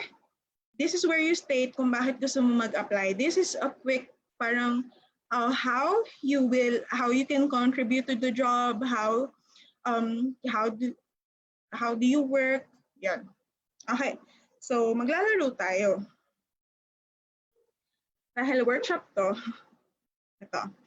Mag-uusapan natin yung resume 101. Pero before that, I was able to mention the purpose already is to get you an interview. You can also use it in following ways: a job search, to network with others, a job fairs, online, submitted along with an employer job application form. And there's also 3 types of resume: chronological, functional, and combination. Chronological, ito yung sunod-sunod. Kung ano yung mas importante. And kung ano yung pinaka-recent. So, if you're working ngayon as a teacher, yun yung ilalagay mo sa pinaka-taas, and yung pinaka-first mong job, yun yung pinaka-nasa baba. Functional naman, this one, mas nagpo-focus to on your skills and abilities kesa yung lengthy descriptions of each job na you had before. And it can also hide gaps between jobs because you can also delete the dates. And yung combination is just a mix of chronological and functional. So ito, lalaro tayo.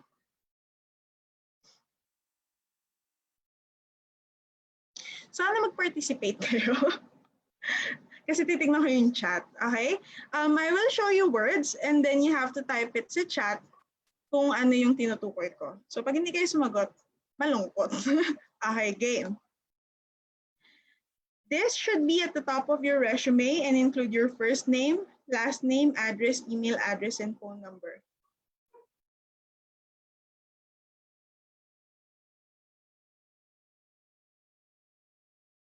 May sasagot pa.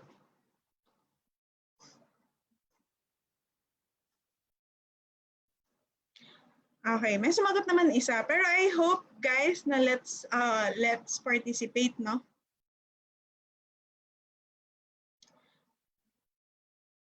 That's right. It's contact section or personal information. Next, this can be helpful if you concisely describe your immediate employment goal, but not the necessary